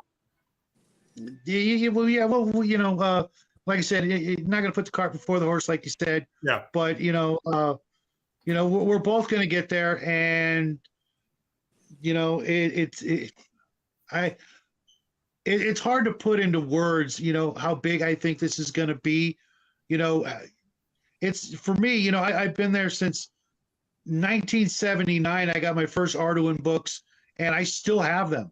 I've gone all over the world, and I still have my original 3, trilogy books, and it's so hard to express to people who don't know just how exciting this world setting and everything that goes along with it is compared to all the other games out there.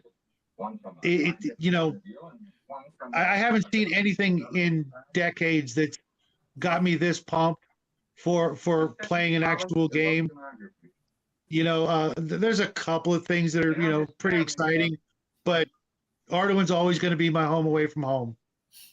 That's awesome. Well, like I said, the rules are going to be one piece, and then the world. That's going to be the big thing to keep people interested in the game. An interesting setting, an interesting world. So, but we got to get the rules right. Absolutely. That's going to draw people. And RPG Grandma, for your channel, let me know if you need anything, please.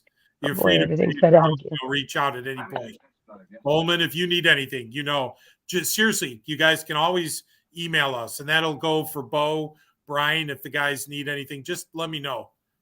And James was excellent. So James is a miniature guy. Hey, let me know. Okay, George, I'll take anything you want to share, George, because I've got to pick a number and start you know, doing something for. Okay, that's Poor grandma. Tonight is just not her night, is it? no. She's been on involved normally, but tonight, that's Some her internet freebies. not going well. Oh, yeah, you cut off on us, but do me a favor. Our email is support@mcho.com. If you want to pop me an email, just let me know. It's right on Yeah, the web. anything you can do for me, that's awesome. No, that's what I'm Because saying. Whatever you please, Arduin, just give me some ideas or something, you know, if you're doing a giveaway or, you know, like similar to what Shadow has done or so, just let me know. Whatever we can do to help you, you know, we'll help. We'll help so we whoever got we can. 2 of the volumes as adults in the 90s. My husband and I, from somebody who didn't game at all, no role playing games. They didn't do that. It,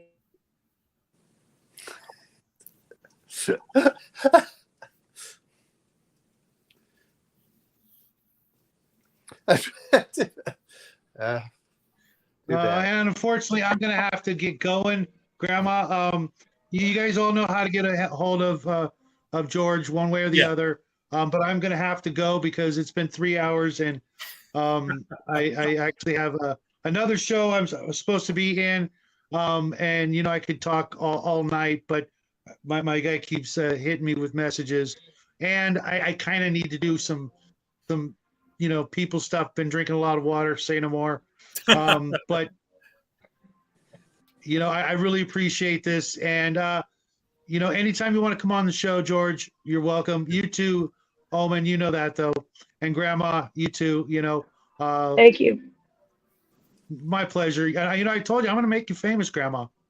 You know. Thank you. Oh, that's awesome. It's been a pleasure. Thank you to both Exactly. of you. It really has. Shadow, thank you. Thank you, Omen. Thank you, RPG Grandma. I really appreciate it. Just reach out. Thank you, James. and Thank you, thanks. Justin. Thank you, DM, Zalco, Fritz, Yeah, my thank man. everybody in the comments. Thank Elfie, you. Brian, Dave, Wait a minute. If we're gonna do it, you know, I got to push the Joseph, button, you know, so there you Crafting Gamer. can grab this Yeah, for that anything. is- I got to get a copy of There's no that. Yeah. stats or anything put the else order in. there, so you're good if you just want to use it for your Mobius, world. Travis, That's Mages, awesome. Sean, thanks for showing up. Rick from 28 millimeter, Crafting Gamer. We had just the you know, some of the greats in our community were all here tonight. We had Sean on tonight. We didn't have my son, which is a shame because you know, he's my son. And he loved meeting you, George. And you know, Oh, that was awesome. Frank, I mean, you have, and Armstrong, you have no idea. He's like a super bug fan. One of the projects he's working on is totally Arduin Frank inspired. This whole adventure story about Franks, it's just Oh, Very bugs cool. are awesome. Yep. I'm Franks not a are bug fan, but Franks are awesome. You know, I you know, cockroaches and spiders and but Franks, I can hang out with a Frank all day and not once get the you know, heebie-jeebies. Rhinoceros beetles are awesome. Come on, the beetles from the old D&D stuff. We all love those as monsters. Fire beetles, yeah, you're right. You're right, but yeah, Giant but ticks spiders and falling on roaches you. and silver bugs and centipedes, not so much. Even Giant bees and intelligent wasps are kind weevils. of cool. Yeah. No thanks. But with that, guys, I really got to go because I really got to go. If you know what I mean. Okay. Have All right. a great weekend, Omen. I will see you tomorrow. Wish Yes. me luck watching the rest of Ben-Hur. If you guys haven't checked out Ben-Hur, you know, if you got 4 hours with nothing else to do, grab the family, make them sit through. I got to do a Wait. D&D game tomorrow at church. Even if you don't have the time for 4 hours, at least just watch the beginning part of the chariot scene till the end. That makes it Chariot all scene. that alone. I know. Jackie missed out because he was away for the weekend, but oh, he would have loved it. But you know, I'm gonna buy it just so that I can, you know, have it in my collection. Last time I saw it, I was like 5 years old, and it was a great movie. Oh. So The Visitor's George, a classic. Chariot, got to put Chariots in Arduin. Just put Chariot. Put chariots With in. rockets. with rockets. With rockets. With rockets. There you go. And the spinning death wheels on the side. You know, that's There you go. Have to. So excellent. Pulled by All right, laser folks, shooting everybody. love you sharks. guys. Have a great weekend. God bless. I will see you guys as soon as I possibly night. can. All right. Good Have a night, good night, everybody. guys. Good Thank night. you again. Bye. Yeah.